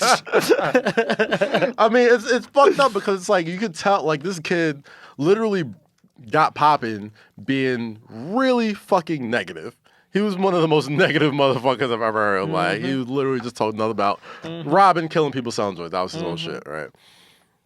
He leaves Amber Rose. I don't know how that correlates, but he leaves Amber Rose. He becomes like he starts teaching about like financial literacy and talking about like real positive shit in the community. He stops wearing jewelry. Right. He starts opening up all these fucking opportunities for kids in Atlanta to learn how to control your money and all this other type of stuff. He starts rapping about fucking like immigration policy and like politics and all this shit. He has J. Cole as the first guest on his album. Yeah. And and it's like a song that you don't see coming because, you know what I mean, the first song you hear about was like, 1, 2, 3, 4, 5, 6, 7. You know what I mean? And then a lot is like a very steep departure from that. You know what I mean? And he's like really rapping, talking about some shit. And it's kind of fucked up and screwy how as soon as that shit happened, as soon as he made that change, somebody who's been arrested before numerous times, so if like the motherfucker's arrested, you run the motherfucking How tape. did they not catch it? That's my whole shit. That's Makes my me whole think, shit. I don't It's know like, if he's gotten arrested. He's been arrested. I don't He's been know. arrested at least since he's been popular. He's been arrested at least twice. Tinfoil hat, bro. I don't know. There's some fishy things going on here. I don't even know how he's gotten paid. You need a social security number to get paid. Like you can't get a check in America unless you have a social. Okay? You're getting checks from your record label. Well, apparently he moved here when he was like, what, 12, 10? 12. Something But like that. it was on a visa. And with that visa at 12 years old, you don't have a work visa, right? So maybe he's using some sort of social security number that came with the visa. And to be fair, I don't think that the U.S. government checks. I think you just have any kind of number, you can use it, and they're not really looking into it. Yeah. But if you do get arrested, they'll find out. Well, you got to pay taxes, though. I think he's paying tax. Dude, it's just there's so many things There's that so are many fishy things about going this on. shit. I don't think that the U.S. government heard him starting to like be woke and go, okay, you're arrested Now's the now." time. I don't think that's what it is. I think he's a ballsy motherfucker to be rapping about all the fucking horrible shit he's done, and he's not even from here, and he can get kicked out. That's some ballsy shit. Yeah. Like, that is not smart. Like, you know you were not here legally because you were 12. Right? Like, also, don't come in here and, like, do all these crimes and shit. I mean, listen. Like, come on. It's not like he hasn't paid for these crimes. Like, he's been arrested. He's been to jail for it. Like, he's done his time, did the crime, Well, did his time. we don't know. Those are the ones that he's been accused of, right? If he's done half the shit that he says in his raps, then there's a lot more other things that he could be in jail for, right? It's only entertainment. So that's what I'm saying. If we're willing to lie about that, what other things are we willing to lie about? I mean, I don't know, bro. Like, to me, it just kind of, the whole thing just smells real fishy. And especially Jay-Z just got him a lawyer. Jay-Z got him a lawyer. And shout to Hov, man, because he's been doing that a lot lately. Like, he's been, like, he did that with Meek. And he doesn't, like, get a lot, like, he doesn't, like, publicize it or nothing like that. It's always, like, from some roundabout way. Like, oh, yeah, Jay-Z paid my legal fees and shit like that. Yeah. And he'll never, like, publicize Yeah, shit like Beyonce that. say free Meek, and then everybody starts wondering what the fuck is going on. Yeah, there you go. Use that voice for power, man. Son, he was talking about, 21 Savage was talking about, what was it? I think Flint water. Yes. Yeah, he was talking about Flint water. And You're like, it's time to shut the fuck up, buddy. Dave Attell had the funniest fucking joke. He didn't even. It was just off the cuff. Dave Attell, one of the best comedians in history. If you're in Vegas, matter of fact, he's going to be in Vegas coming up. You guys should absolutely go check him out. He's fucking unbelievable. And we're talking. Somebody goes. Somebody shows the meme from Andy from Fire Festival. Yeah. Right. And the meme is like, what are your payments? MasterCard, Visa, American Express, Andy. And then David Tell hasn't even seen the Firefest documentary, and he goes, they got to get that guy to Flint. Fuck. Bro, Fuck. How did I not think of that fucking joke? Fuck. Flint needs It's Andy. right there. It's right there. It was right This there in guy front could of us. save Flint. They'd be drinking Evian. One dick suck. makes Dude, you wonder how how the good that- fuck did I not think of that, man? Fuck. Anyway. Is that how you feel sometimes when a joke is so easy Yes. to run you and Yes. you're just like fucking furious? That's his, as soon as he said it, I said, fuck. Fuck. Fuck. It's right there. Fuck. I couldn't God fucking believe damn. it. And it was so effortless for him, man. He was just like, maybe being away from it actually helped. Like, we all watched the doc. yeah, we were so yeah. close that we're Right. only thinking about what Simplicity. happened within the doc. But he hasn't even seen the doc. So all he heard First was, thing he's thinking of is Flint, not Firefest. literally, Yeah. I was Water, like, yeah, Flint. he was willing to suck dick to get the water released for the thing. And he goes, yeah, they need him in Flint. And then just walks out. And I'm like, oh, you're legit. You might drop me. You might drop me on your way out of the cellar. Fucking brilliant. Oh man. All right, what are the patrons we got, Akaash? Paul Lee wanted us to talk about Liam Neeson. You guys know? Kaz, what's your take on that? He said is Liam Neeson canceled for his past racist actions that he had to get off his chest earlier this week. Personally, I don't think so. As a black man, I believe if we truly want change, we can't deny a white man who's acknowledging his past mistakes and showing growth. Would love to hear y'all's take, especially Kaz and Alex. Yeah, I mean, I don't honestly don't give a shit. I think it's fucked up. I think it's fucked up that he came up and said it. I'm sure he didn't know this, but he said it like on Trayvon Martin's birthday, which is literally what like George Zimmerman did. You know what I'm saying? Like, and you know, and it only. I'm not mad at him. You know what I'm saying? Like, I think he's a fucking idiot for saying that. Like, I don't know why he would double down on it. Like, I'd probably just shut the fuck up after a while and, you know, keep it moving. Well, he says he was deeply ashamed of it. He says, like, have you read the full quote? Yeah, I have. Yeah, the full context is that he had these feelings, and I think he's a fucking idiot. But the full context is he had these feelings that he wants to just go out there and kill a random black dude. How many white people that aren't him just to finish think like that and he goes, I was so ashamed that I actually had those feelings. That's what he was trying to say. But the point is, we're finish what you were saying. That was my thing. Like, I wasn't so much mad at him. It's a dumbass fucking thing that he said, and whatever. If he felt that was his truth, good for him. My whole shit is like, how many fucking white people think exactly like him and actually go out and fucking do that shit? Word. Not a lot. Not a lot? No. A lot. A lot more than you probably think. There's not a lot of white people who are just walking around killing black people. That doesn't happen. White people. There's not. White people kill white people. Black people kill black people. We just put them in uniforms and give them badges and give them guns. Even that is, we're talking about very. He said he saw somebody go through something horrible, a rape. Right. Right? He said, I'm going to go find the motherfucker. I'm not even going to find the motherfucker who did it. I'm just so mad. I'm going to find somebody who looks like the motherfucker who did it and get some revenge. Yeah. You don't think cops think exactly like this shit? Well, let me ask you a question. They're humans too. They ain't no special motherfuckers. They just took a test and put on a badge. I don't think so. Let me ask you a question. I don't know. People who hate cops. You strap them to a lie detector test. People who hate cops, why do they hate cops? Usually. Why do they hate cops? Yeah.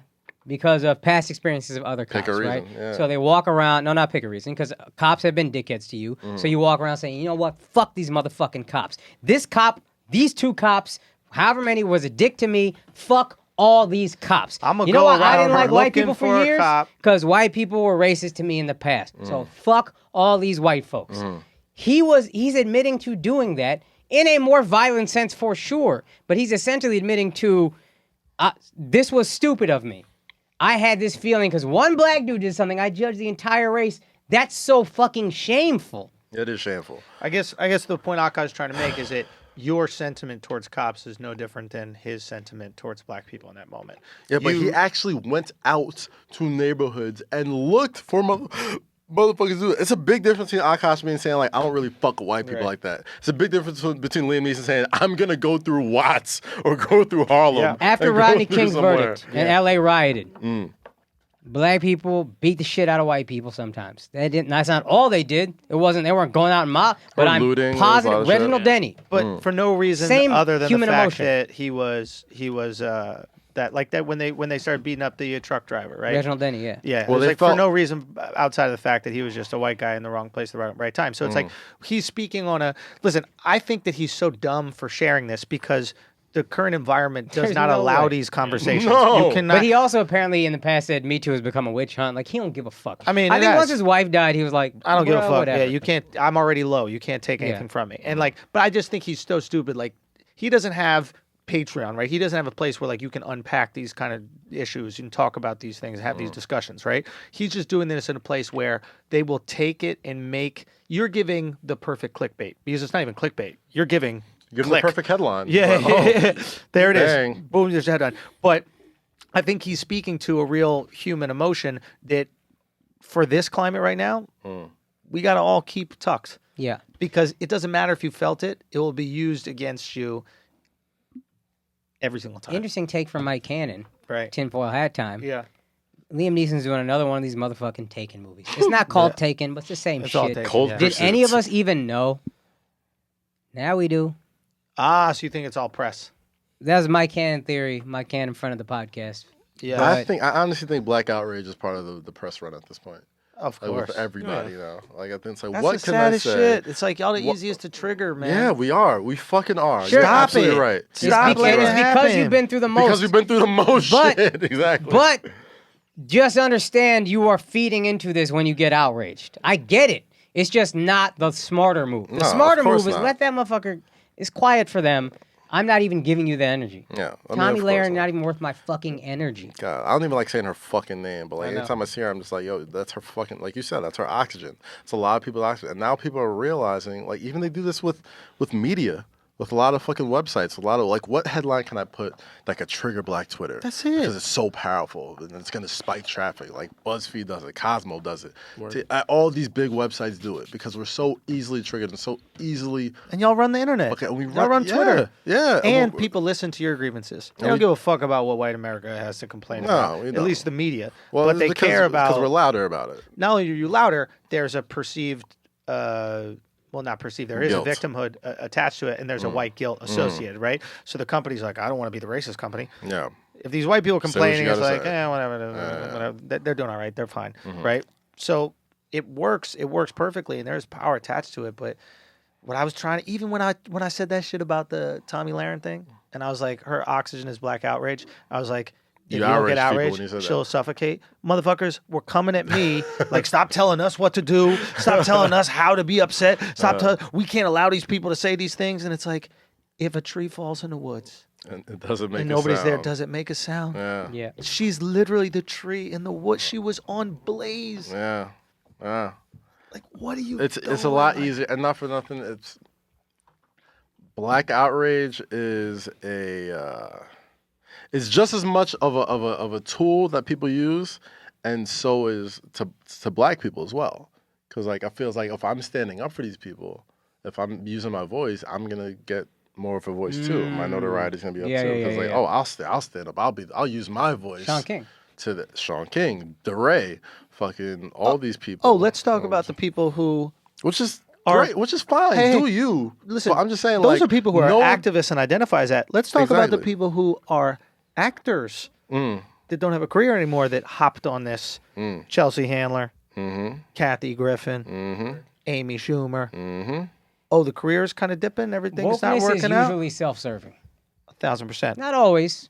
But these often. people specifically, right, saw their career dip. They don't have any opportunities. They're like, how can I get some attention and how can I get some buzz? Kathy hasn't had a job in 5 years, right? Literally 5 years she hasn't had a job. Her job is, oh my God, look how fucking racist these people are. I'm going to expose it. Yeah. Like, it's absurd. I also have a problem with the people who make themselves the victim and like Harvey Simpson's documentary and like I was so Right. triggered by that shit. But most of these, if you are an entertainer / activist, you are an entertainer. Yeah. The activism is part of the entertainment. That's Yep. just a role you play. Yeah. That's a role you play to raise your profile. It's like being in a big budget movie at this point. Yeah. I'm the motherfucker out there. Chelsea Handler, all your other movies flop. Not this role. Yeah. Not the role of white ally, white Yes. female ally. This Yeah. is my next big role. Here we go. Yeah, it's so true. They're just Very playing a true. position. It's And- wrestling. Yup. You know what I mean? It's wrestling, dog. It's crazy. Vincent O'Neal. Let's go to basketball real quick. I don't know, have these in a particular order. Vincent O'Neal said, "Is Kobe saying the Rockets can't win with the way Harden is playing? A jab at Harden, or legit giving him advice?" Yo, Kobe mad as slick.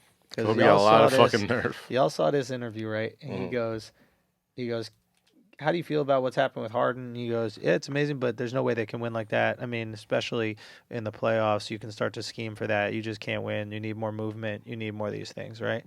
And then literally a minute later goes, but you know what people have been trying to do is minimalize, this accomplishment that he's had. It's, it's an amazing accomplishment. He's been putting up great numbers. It's like, motherfucker, you just minimalized Right. his accomplishment. You just said it ain't going to work in the Kobe ain't playoffs. lying. He ain't lying. He's been there. I saw that season. The Gunner, one of the best offensive seasons I ever seen in my life was that Gunner season. When he averaged, what, When he averaged like 33 or something? 35 Or a 35, game, the year that Steve Nash won MVP, I think they were like the 6th seed or 7th seed in the playoffs. That year that he fucking threw it on when Steve Nash tried to take a charge, he fucking punched it on him so fucking hard. One of the greatest offensive seasons I've ever seen. But he's right. Yeah. Kobe was James Harden maybe over a decade ago, and he put up numbers. He shot historical amounts of shots. Yeah. He put up 81 that year, and they went nowhere. Nowhere. The Suns got him out of here quick, fast, and in a hurry.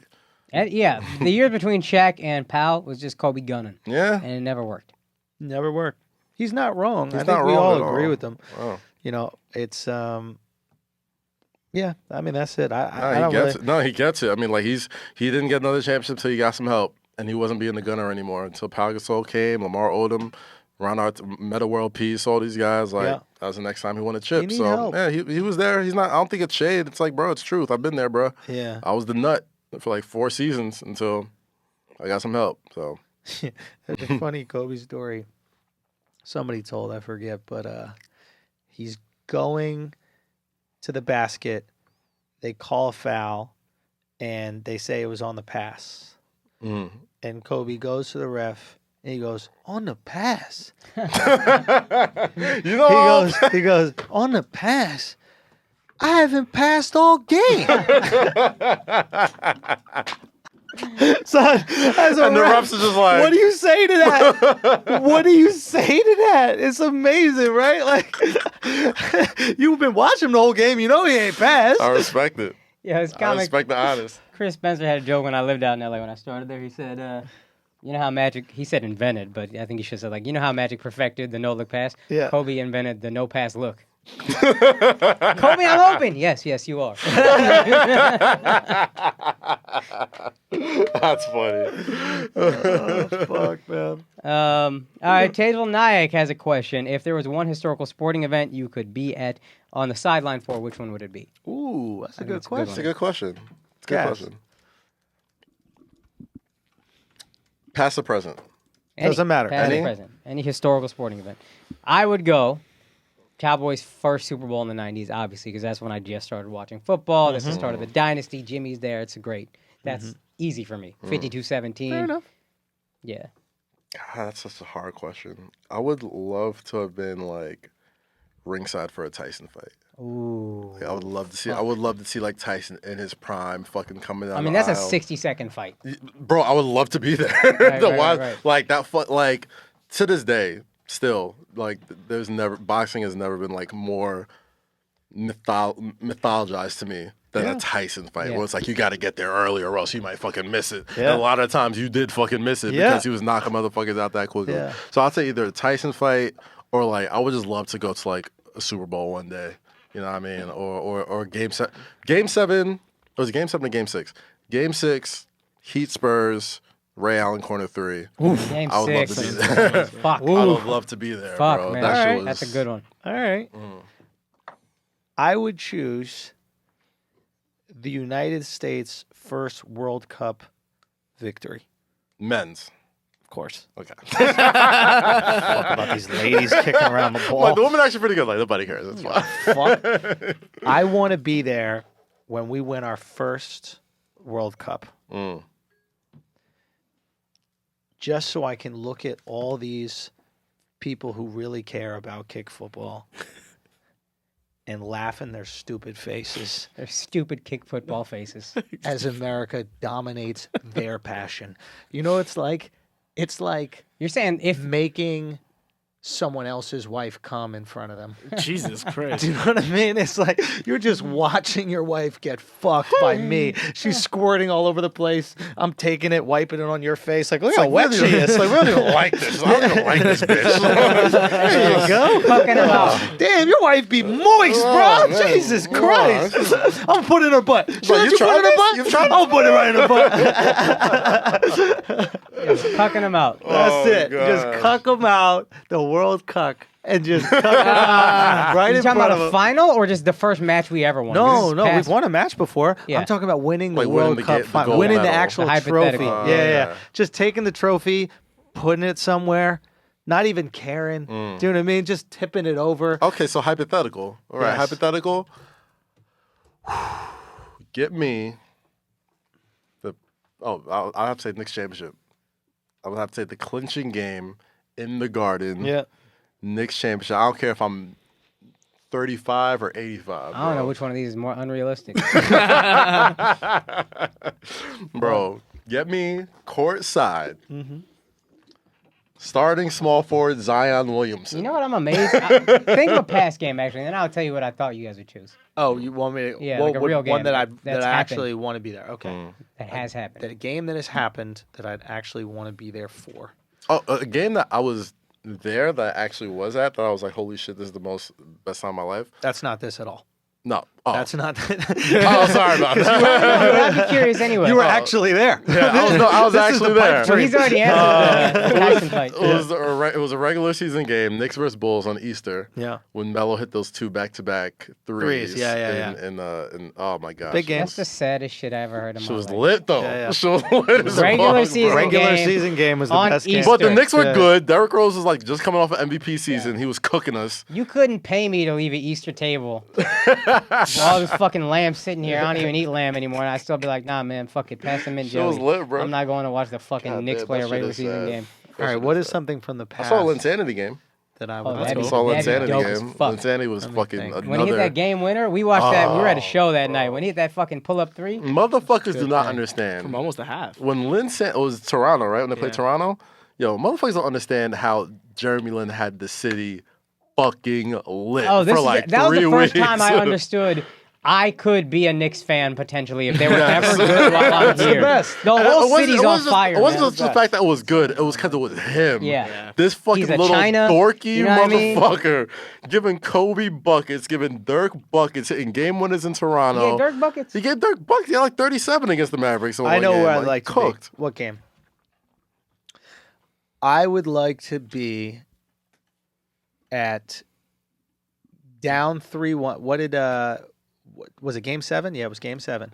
Oh fuck, that's a great one. I would like to because I watched game 7 when the Cavs came back and they won Yeah, in Aruba. Ooh, And I yeah, that's a good watched one. it That's a good one. in Aruba that's a great one. with a couple randomly that were there were from Ohio, from Cleveland. Yeah, And that changed everything for me. All the other Europeans and shit that were there were all big Golden State Warriors fans because, front running. And it was just this couple from Ohio. And I was so excited. They were so excited. And I can't imagine being in the arena with all these other Cavs fans. no, that was a Golden State game. I know, but Yeah. there's going to be Cavs Okay, fans fair that go, enough. right? Like Right. if you got some Right. money, It was you it's a against game the world. 7. It was you against the It's world. you I get it. against the Yeah, world. yeah. It's an away game, but you're there That's a in the great pick. arena. That's a great And pick. it honestly, on some level, it makes it even better that it's Yeah. an away game. Yeah. Hell yeah. Like, and just if I was in a box with all Cavs fans or something like that, that would be so fucking unreal. Because Sideline, I was bro. so, sideline. I mean, Imagine shit. that My fucking. That's the God. hypothetical Shit. sideline. Oh, You might have had the shit. my best old one. boss, That was would be courtside, sick. Steve You know, I- Stout. He was standing right there. He got the ball that they won. Really? Yeah, he ended up getting the ball. Him and Jay-Z fucking walked out with it. that shit But is fuck, insane. I remember watching I that tried game. to do that with a Wild and Out belt. Trying to steal I tried to steal it. Like we won, and I had the belt on, and the day was over, and I was like, all right, let me see where this can go. And I remember as I'm walking out, they're like, "Hey, did you have that belt that you were wearing?" I was like, "Yeah," and they're like, "Give it to us." You fucking walk out with the belt. Like what?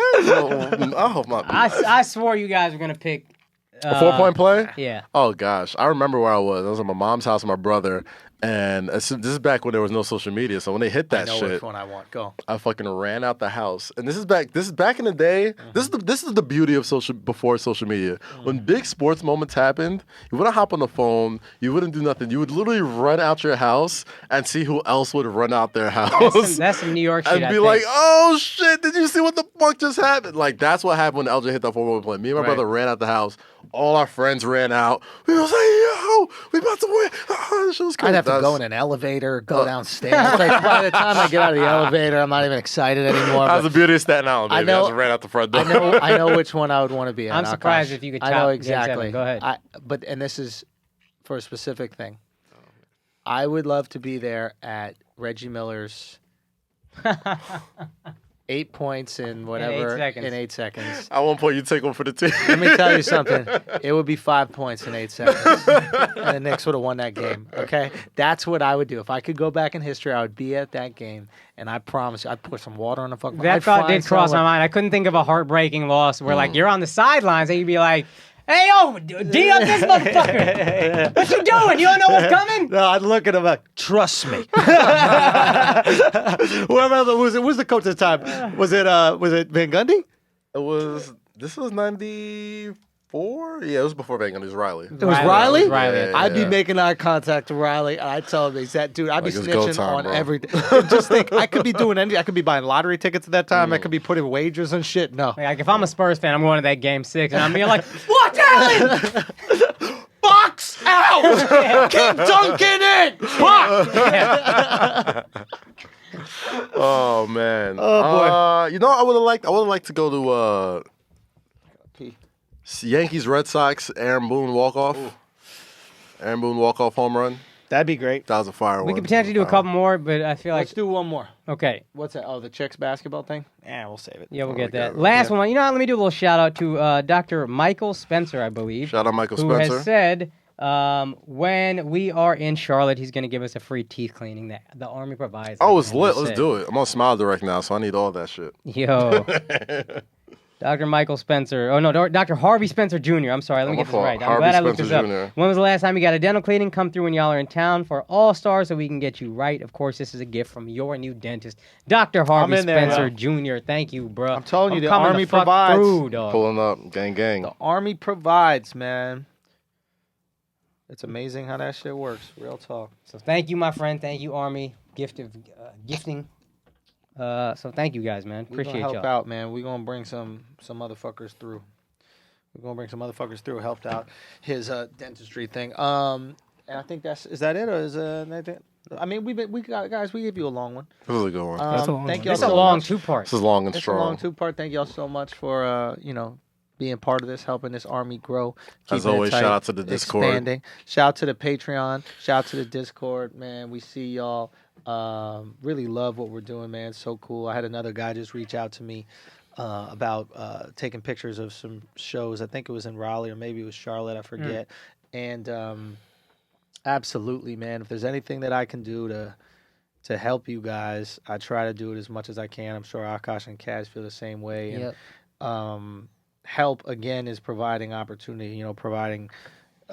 You provide value, we provide opportunity. That's the best way to go about your life if you're really trying to get opportunity. It's not asking for handouts, but it's providing something. So thank y'all so much for taking the reins with that, really going for it, man. I'm just so excited to see what cool shit we got cooking. Also, Views from the Sis dropping March 3rd through 30th. Make sure y'all get subscribed and everything ready on the YouTube for that. TheAndrewSchultz.com for the rest of the Views from the Sis tour. And man, we'll see you in a few days. Oh shit! Wait. Oh, wait, talk wait. to me, Let's talk to me, see, guys. let's Talk to see. me, guys. I don't know. Wait, hold on. I think Nikola Mirotic. Oh, we got Nikola another Mirotic? trade? Is he going to the Brooklyn Nets? Hold on. Let's see. It looks like it. Double Well, check before we get You off. guys figured out. I gotta take this shit. All right. Well, fuck it. Yo, Yeah, wrap it up. we'll wrap it up. All right, well, Anyway. this has been Flagrant 2's Patreon. Thank y'all so much. Keep it tight. God bless.